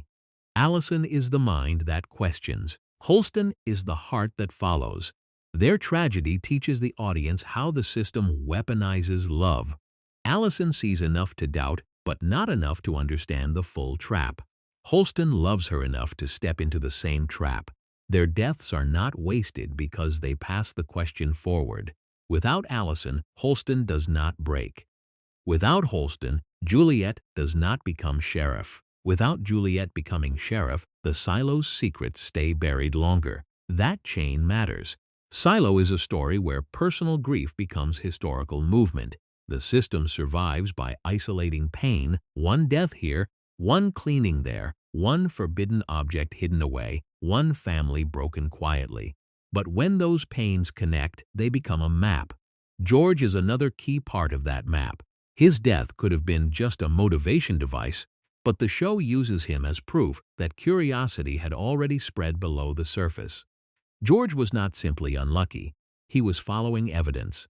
He understood that the silo's story had seams. His relationship with Juliette matters because he brings her into the mystery emotionally before she fully understands it intellectually. She does not begin by wanting the truth about the world. She begins by wanting the truth about him. That is one of the most human ways to enter a conspiracy. Huge lies are often discovered through small betrayals. A missing file, a strange death, a story that doesn't line up, someone you loved being dismissed too quickly by people with something to hide. Walker's arc is quieter, but just as meaningful. She is a portrait of fear that has settled into daily life. The silo has narrowed her world until her workshop becomes both refuge and prison. She knows things, she can build things, she can help, but stepping outward costs her. That makes her choices emotionally expensive. When Walker helps Juliette survive, it is not only a technical victory, it is a personal one. She breaks her own pattern. She does not become fearless. She acts while afraid. That is often the more honest version of courage. Knox and Shirley show another form of courage, collective anger turned into action. Their danger is different from Juliette's. Juliette often works through investigation and improvisation. Knox and Shirley have to think about people, crowds, morale, retaliation, consequences. They represent the point where private truth becomes public politics. And public politics is always messier. The show does not portray them as perfectly strategic, because that would be false. They are reacting under pressure, with incomplete information, against a system that has spent generations preparing for people like them. But their imperfection makes them believable. Real rebellions are not clean chess games. They are fear, grief, courage, rumor, sacrifice, and bad options colliding in real time. Lukas adds a different emotional texture. His story is about the loneliness of wanting to know. He looks upward, studies patterns, and senses that the silo's official reality is too small. His curiosity is beautiful because it begins with wonder. But in Silo, wonder is dangerous. The system cannot tolerate people who look too long at anything beyond approved limits.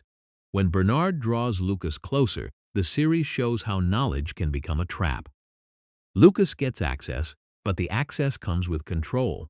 He learns, but he is also watched.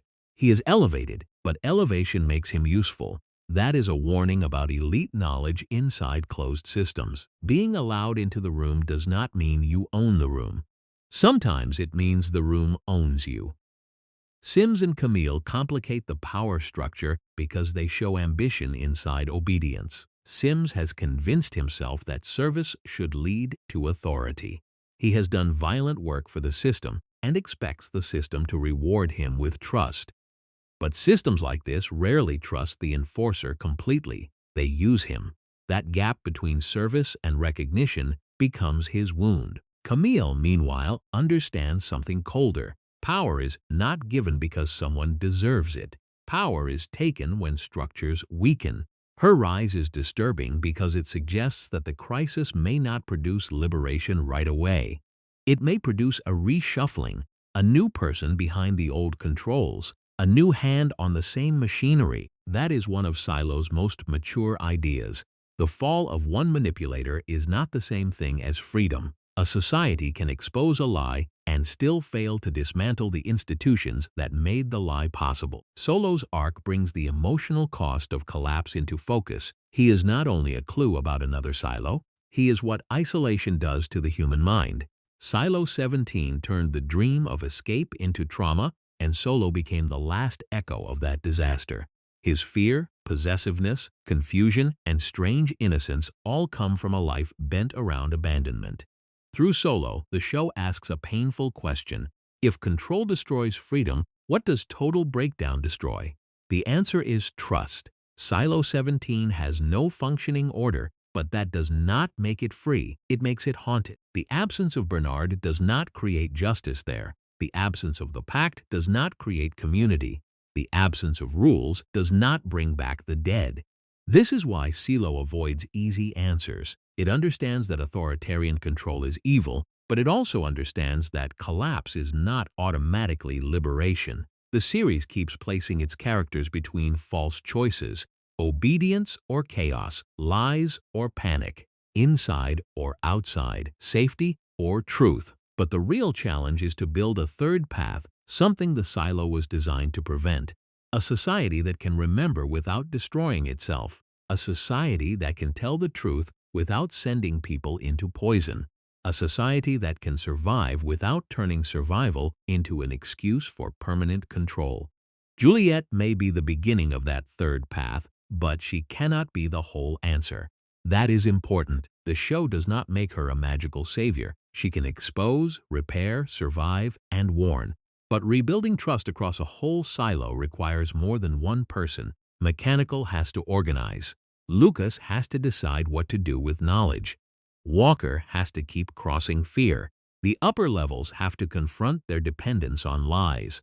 Ordinary citizens have to accept that the world they inherited was edited, and that is perhaps the hardest arc of all, the citizen's arc.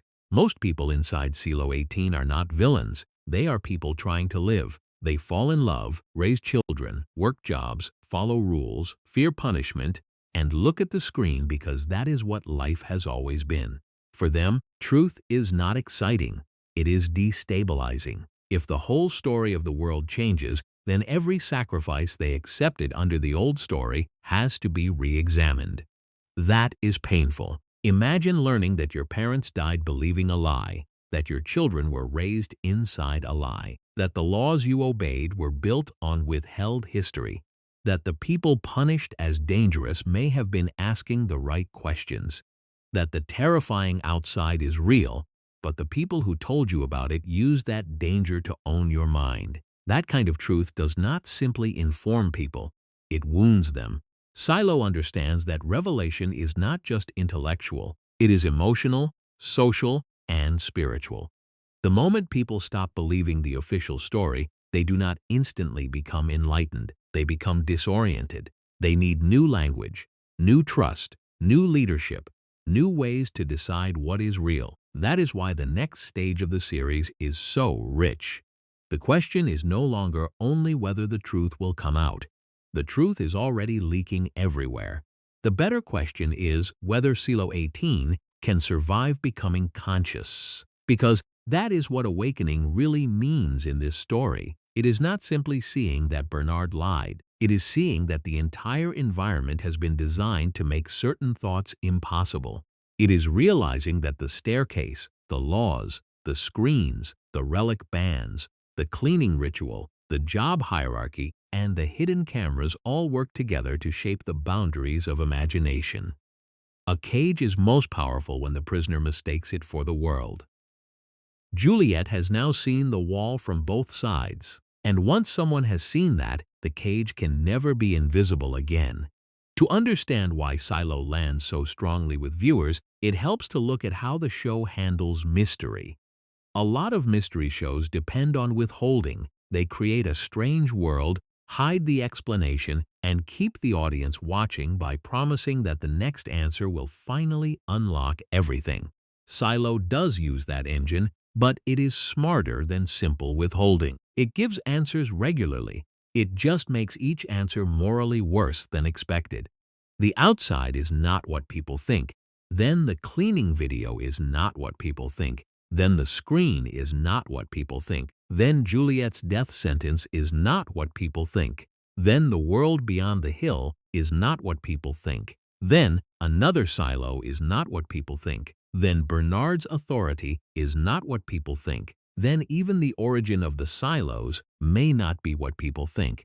That rhythm keeps the show alive because every reveal changes the viewer's responsibility. Once we learn the outside is toxic, we cannot simply cheer for everyone to escape.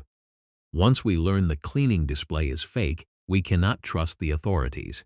Once we learn there are other silos, we cannot treat Silo 18 as the full story. Once we learn another silo collapsed, we cannot treat rebellion as easy. Once we learn the safeguard may exist, we cannot treat Bernard as the top of the nightmare. The mystery expands, but it also deepens. That is a key difference. Expansion means the map gets bigger. Deepening means the meaning of earlier scenes changes. Silo does both. When Holston watches Allison die, we first read it as grief inside a cruel but maybe necessary society. Later, we understand that she was manipulated by a false image. Later still, we understand that the false image was part of a repeatable ritual, not a one-time trick. Then Juliette's survival forces us to reinterpret every cleaning as a staged performance where the condemned were turned into unwilling actors in their own death. That makes the early episodes stronger in hindsight. Allison cleaning the censor is not just a tragic choice. It is the system successfully using hope against her. Holston removing his helmet is not just a husband's final act. It is the first major visual proof that the beautiful world is an illusion. Juliette refusing to clean is not just rebellion. It is the first time someone breaks the ritual's emotional choreography in public. This is how Silo rewards attention. It plants details that feel practical, then pays them off as ideology. Take the suits. On a basic plot level, they protect, fail, or kill. But symbolically, the suits represent controlled contact with reality.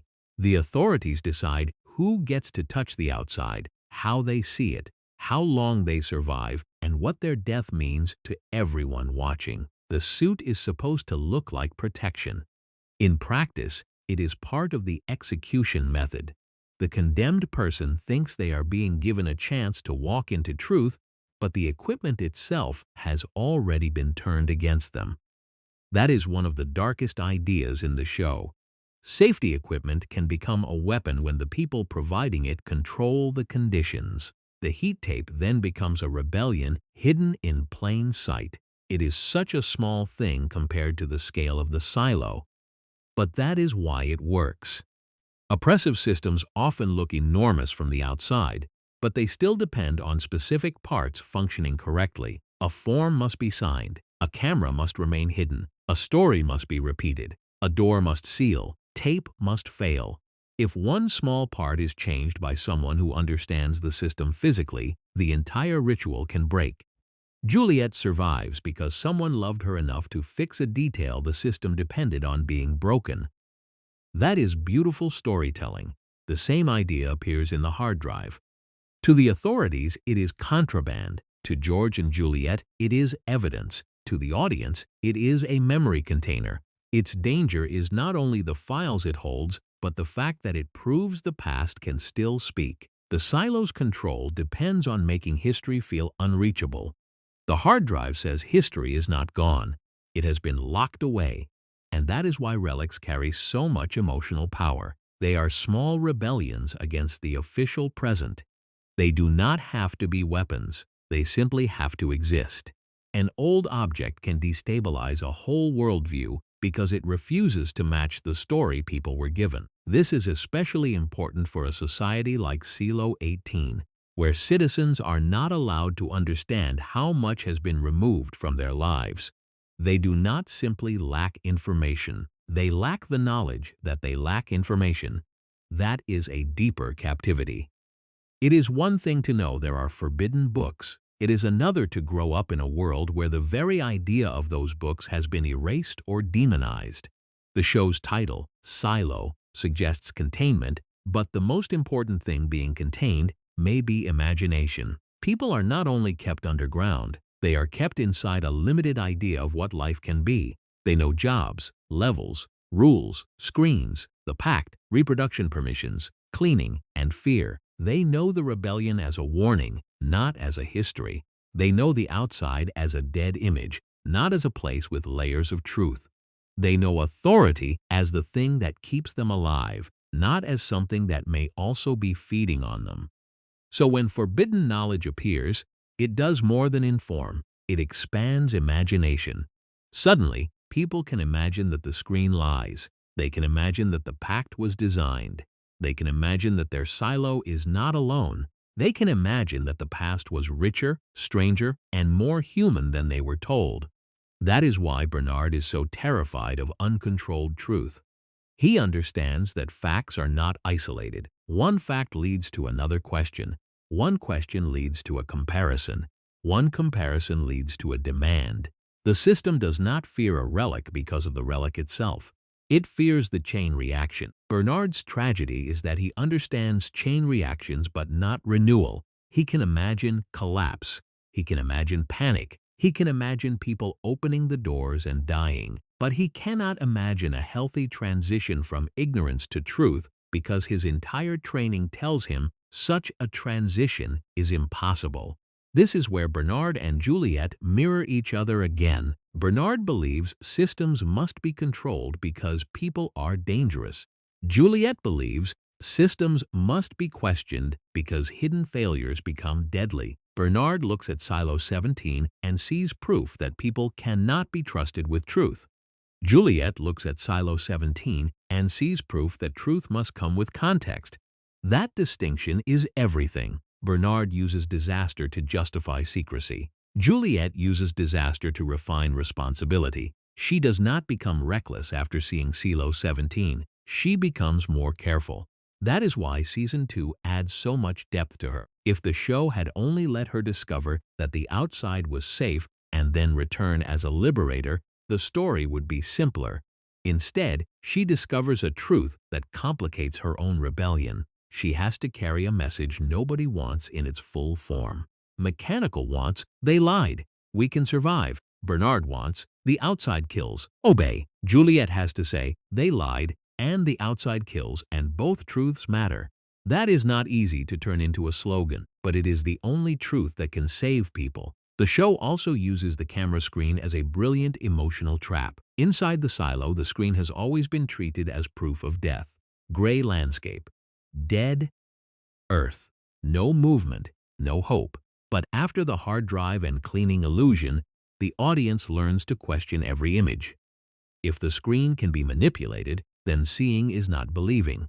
But if everything can be manipulated, then people may stop believing anything. That is another real danger. Once trust collapses, truth does not automatically win. Suspicion can become its own poison. People may reject official lies, but then run toward any story that feels emotionally satisfying. That is why incomplete truth can be volatile. It breaks the old authority before a new shared reality exists. Silo's rebellion is so tense because it is not just a battle over power. It is a battle over shared reality. What did Juliette's survival mean? What is outside? Who controls the screen? Who wrote the pact? Why are relics banned? What happened in the rebellion? Who has the right to decide what people know? Every faction answers those questions differently because each faction has different stakes. Bernard needs the answers contained. Mechanical needs them exposed. Lukas wants them decoded. Camille wants to use the moment. Ordinary citizens want to know whether their world is still safe. Juliette wants to stop the wrong answer from killing everyone. This is why the show feels so current, even though it takes place in a sealed future. It is about information collapse. It is about institutions losing trust. It is about people discovering that the reality they shared was managed by unseen actors. It is about the danger of both blind obedience and uncontrolled panic. It is about how truth can be necessary and destabilizing at the same time. But Silo avoids becoming a lecture because it keeps every idea grounded in story.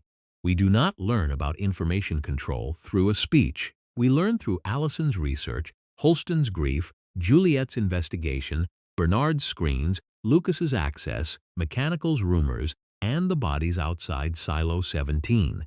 The theme is always attached to a person. That is why the show's pacing, even when slow, often feels purposeful. It lets us live inside systems before exploding them.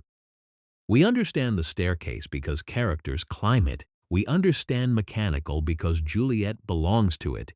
We understand the cleaning ritual because we watch people emotionally process it. We understand Bernard's power because we see how many rooms and secrets sit behind his public face. The production design supports that feeling. The Silo's world looks worn, functional, layered, and lived in. It does not look like a shiny future. It looks like a place repaired over generations by people who no longer understand the full origin of what they maintain. That gives the show a strong texture. The environment feels old and new at the same time. Advanced systems exist behind decaying surfaces. Hidden surveillance sits behind ordinary mirrors. Giant infrastructure depends on manual labor. The future has become ancient to the people living inside it. That atmosphere is crucial. Silo is not post-apocalyptic in the usual open-road sense. There are no wandering gangs across deserts, no endless ruined cities explored in daylight, no easy horizon. The apocalypse here is claustrophobic. It is institutional. It is paperwork, staircases, screens, departments, suits, laws, and controlled reproduction. The disaster is not only that the world ended, it is that the replacement world became a bureaucracy of fear. That is a fresh kind of dystopian horror, and it is why the show's slower conversations matter. A conversation in a hallway can be as tense as an action scene because words are dangerous. Asking the wrong question can change your life. Possessing the wrong object can make you a target. Saying you want to go outside is not an opinion. It is a sentence. That phrase, "I want to go outside," is one of the simplest and most terrifying rules in the series. It shows how language itself has been weaponized. In normal life, wanting to go outside is basic freedom. In the Silo, the same words become irreversible self-destruction. The law turns desire into punishment.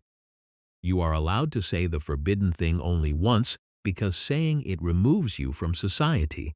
That is brilliant authoritarian design. It does not merely ban dissent. It creates a ritual that makes dissent prove the official story. Anyone who says the outside may be worth seeing is sent outside and dies on screen.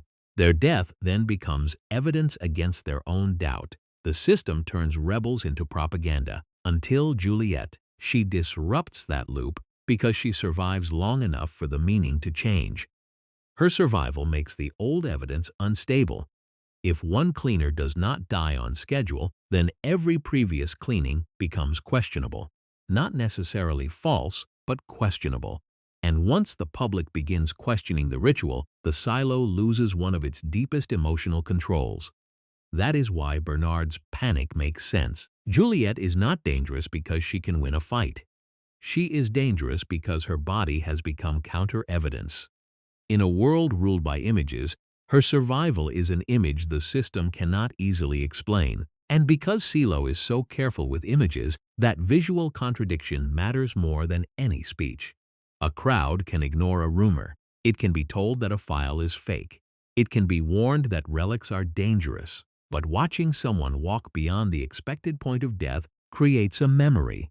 And memory, once shared, is hard to erase. The show keeps returning to that idea. Shared memory is power. The authorities erased old memory to build obedience. Juliette creates new memory by surviving in public. Mechanical preserves memory through loyalty. Solo is damaged by memory without community. Lukas is tempted by hidden memory inside controlled access. Bernard fears memory that spreads faster than he can edit. In the end, Silo is not only about whether people can get out. It is about whether people can remember their way back into being human. Because humanity in the show is not defined only by biological survival. The people in the Silo are alive, but their history has been cut, their choices narrowed, their grief manipulated, and their future managed by rules they did not consent to.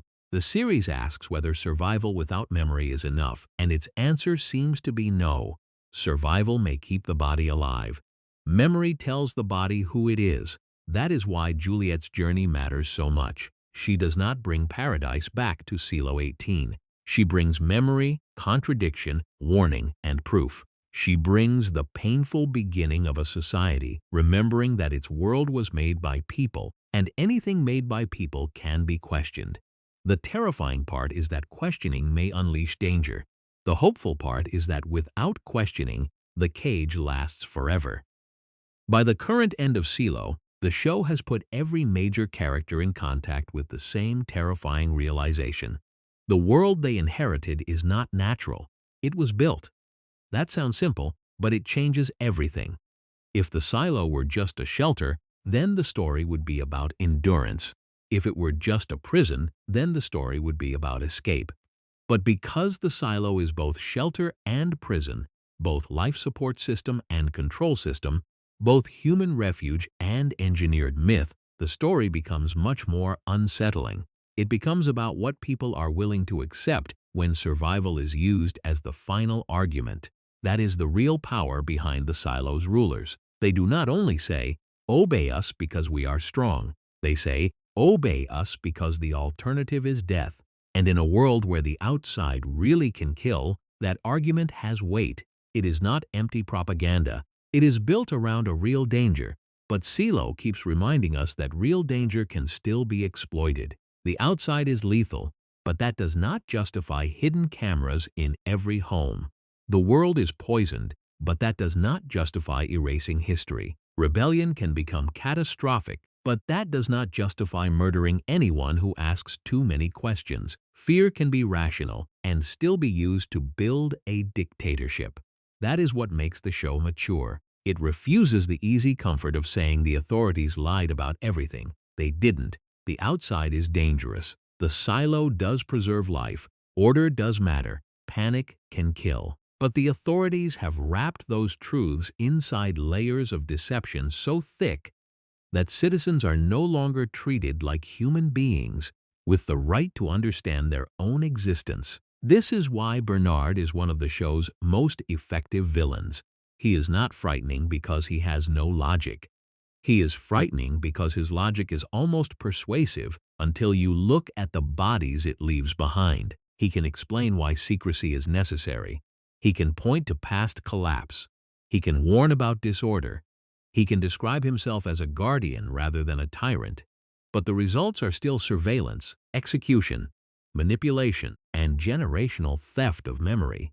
Bernard's worldview depends on one central belief: people cannot handle the truth. Juliette's entire journey challenges that belief, but not in a naive way. She does not prove that truth is painless. She proves that people cannot become trustworthy if they are never trusted. A society kept in permanent childhood will behave desperately when truth finally breaks through. That desperation is then used by leaders like Bernard as proof that people should have been kept ignorant all along. It is a closed loop. The system hides truth because people might panic. People panic because truth was hidden. The panic then justifies hiding truth again. Juliette's role is to break that loop, but breaking it is dangerous. She is not offering a simple revolution where everyone storms the door and finds paradise. She has seen what happens when hope outruns reality. Silo 17 is the nightmare version of liberation without understanding. Its dead bodies are the warning that a lie can be evil and the truth can still kill if people reach it unprepared. That is why the current state of the series is so gripping. Silo 18 has crossed the point where innocence is no longer possible, but it has not yet reached safety. The old story has cracked. Juliette has returned. Bernard's authority has weakened. Mechanical has risen. Lukas has learned too much to go back. Camille has moved toward the machinery of control. Solo and Silo 17 have opened the wider world of the silos, and the pre-Silo timeline promises to reveal the original sin behind the entire structure. But nothing is resolved cleanly. That is exactly where the series should be at this stage. Silo is not a show about one twist. It is a show about layers of reality being stripped away, and each layer making the moral situation harder. Season 1 asks whether the silo is lying. Season 2 asks what happens when the truth starts moving faster than society can absorb it. The coming story has to ask why the silos were created in the first place and whether the original logic can ever be undone without destroying the people it was meant to protect. The ending Carned cliffhanger, with Juliette and Bernard trapped in the airlock fire, works because it compresses the whole show into one image. The airlock is where the silo turns people into lessons. It is the chamber between life and death, truth and myth, inside and outside. Bernard has used that boundary as part of the system's power. Juliette has survived it, crossed it, and returned through it. Now both of them are caught inside the mechanism. That image says something brutal. Nobody is fully outside the system, not even the people who run it. Bernard may control secrets, but he is also trapped by protocols built before him. Juliette may resist the system, but she still has to move through its doors, suits, flames, and rules. The citizens may rebel, but they still need the silo's air and power. Even the truth has to travel through the same infrastructure that once hid it. That is why the show's title remains perfect. The silo contains people, but it also contains every argument the series is making. It stores fear, it stores memory, it stores class division, it stores technology no one fully understands. It stores official history and forbidden history side by side. It stores the hope that humanity can survive and the horror of what survival has cost. And because there are many silos, the story's scale becomes almost mythic. Silo 18 is not special because it is the only one. It is special because it may be one of the first where the story breaks in a way that cannot be easily repaired. Juliette crossing the ridge turns one silo's crisis into a network problem. If one population can wake up, others might. If one ritual can fail, others might. If one cleaner can survive, the whole logic of containment becomes less stable.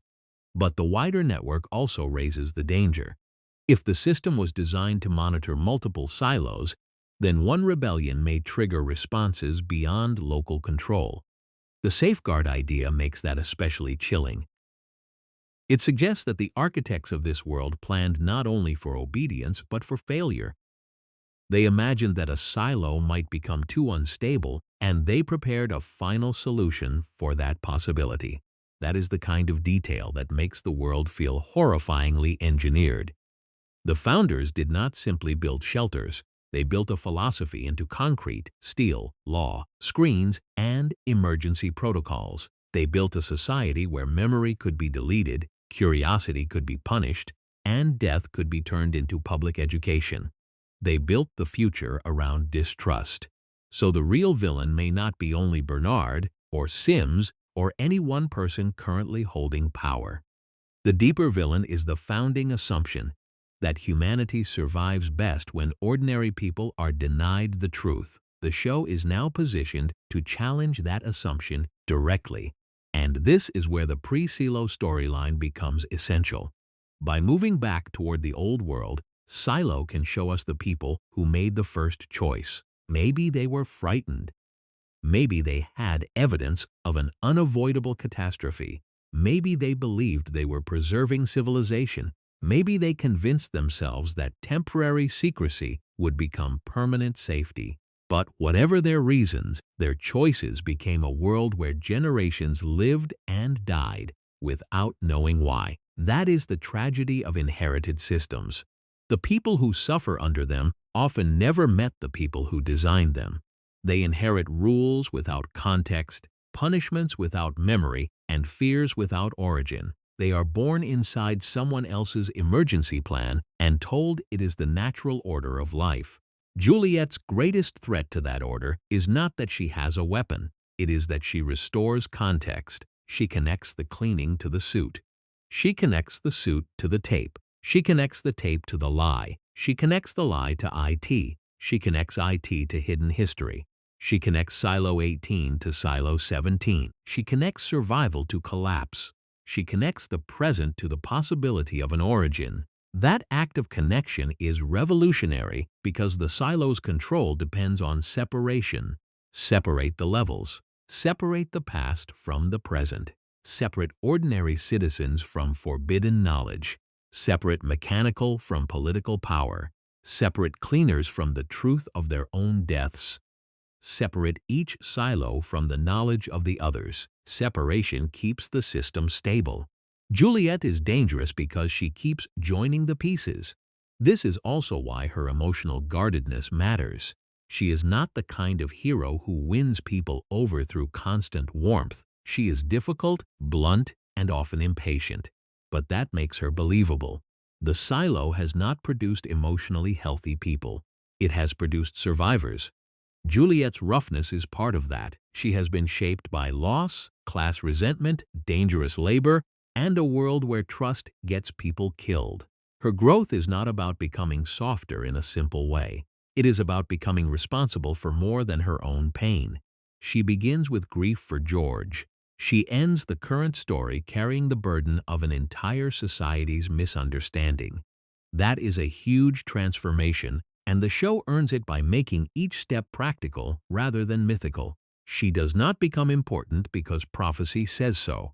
She becomes important because she refuses to stop asking what broke. And in Silo, that is enough to threaten everything. The series also works because it understands the emotional cost of truth-telling. People often imagine truth as a clean release. The lie ends, the light comes in, everyone sees clearly. Silo says no. Truth comes with grief. Truth makes people feel stupid for what they believed. Truth makes old sacrifices look different. Truth turns trusted leaders into suspects. Truth makes martyrs out of people once dismissed as criminals. Truth can divide families, departments, classes, and whole levels, but truth is still necessary. That is the show's hardest conviction. Not that truth is easy, not that truth is safe, not that truth automatically creates justice, but that a society without truth slowly loses its soul. It may keep breathing. It may keep producing children. It may keep the generator running, but it becomes a machine for continuing itself, not a community capable of choosing its future. That distinction is vital. The silo survives. But does it live? Juliette's answer, through action more than words, is that survival without agency is not enough. People deserve to know the world they are trapped inside. They deserve to know why the rules exist. They deserve to know what dangers are real and which ones have been staged.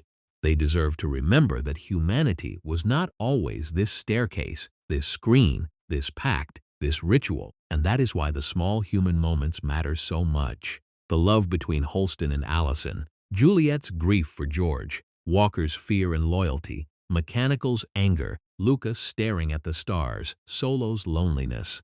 These details remind us what the system is trying to manage out of people: attachment, wonder, memory, and the stubborn belief that life should mean more than compliance. The show's production strength is that it makes these ideas feel physical. We do not just hear about oppression. We feel it in cramped rooms, long climbs, humming machines, hidden monitors, heavy doors, and the awful silence outside. We do not just hear about class. We feel it in the distance between the top and Mechanical. We do not just hear about controlled history. We feel it when a tiny object from the past becomes dangerous enough to hide. That is why Silo has become such a strong modern science fiction series. It trusts the audience to sit with uncertainty. It does not rush every answer. It uses mystery, but it does not depend only on mystery. It builds character pressure, political pressure, technical pressure, and emotional pressure until each reveal feels like a structural crack. And by the current end, the structure is cracking everywhere. Silo 18 is no longer the same society it was in the opening episodes. The people have seen too much. Even if the authorities try to rebuild the old story, the image of Juliette walking beyond death cannot be fully erased. Even if Camille or another power player takes control of IT, the machinery of control has been exposed to more people. Even if Bernard survives in some form, his aura of hidden certainty has been damaged. Even if Mechanical is contained, its sense of its own power has changed. That is the point. A revolution does not always begin with victory. Sometimes it begins when the old story stops working. Silo is currently at that dangerous beginning. Not free, not safe, not fully awake, but no longer asleep. And that makes the next stage of the story so exciting. The series still has to answer the biggest questions. What exactly happened before the silos? Who made the final decisions? How much of the outside world is truly dead, and why? What is the full purpose of the network? Can silos communicate, merge, escape, or rebuild? Will Juliette become a leader, a warning, or something even more disruptive? Can Silo 18 avoid the fate of Silo 17? And most importantly, can humanity survive the truth about how it survived? That last question is the real ending logic of the show so far, because Silo is not only about surviving an apocalypse, it is about surviving the lies told after the apocalypse. The outside world may be poisoned, but the inside world has been poisoned too, by fear, secrecy, hierarchy, and stolen memory. Juliette's journey matters because she is fighting both poisons at once. She knows the air outside can kill the body. She also knows the lies inside can kill the mind of a society. So the full series, from the first cleaning to the latest cliffhanger, is really one long movement from obedience to awareness. Allison questions the screen. Holston follows love into the truth. George preserves forbidden evidence. Juliette investigates one death and uncovers a world. Mechanical turns grief into resistance. Solo shows the cost of a failed awakening. Bernard reveals the terror of control disguised as care. Lukas shows the danger and beauty of curiosity. Camille reminds us that power can survive by changing hands, and the silos themselves stand as monuments to humanity's greatest fear, not just death, but the possibility that people cannot be trusted with freedom. Silo's answer is not fully delivered yet, but the direction is clear. The show is pushing toward a confrontation between managed survival and human dignity. It is asking whether people can be protected without being deceived, whether order can exist without surveillance, whether history can be restored without chaos, and whether truth can arrive in time to save a society from both tyranny and panic. That is why Silo stays with you after the episode ends. The mystery is exciting, but the deeper question is personal. How much truth would we trade for safety? How long would we accept a comfortable lie if the alternative looked dangerous? And when someone finally walked over the hill and proved the story was incomplete, would we follow the truth carefully, or would we rush into the poison? That is the nightmare and the genius of Silo. It does not give us an easy door. It gives us a door, a screen, a suit, a lie, a dead world, another silo, and one engineer stubborn enough to keep walking until the whole system has to reveal what it was built to hide. If you want more full series breakdowns in this style, stay with Series Span Cinema. Because Silo is not finished asking its biggest question. When the cage finally explains why it exists, will the people inside still choose to call it home?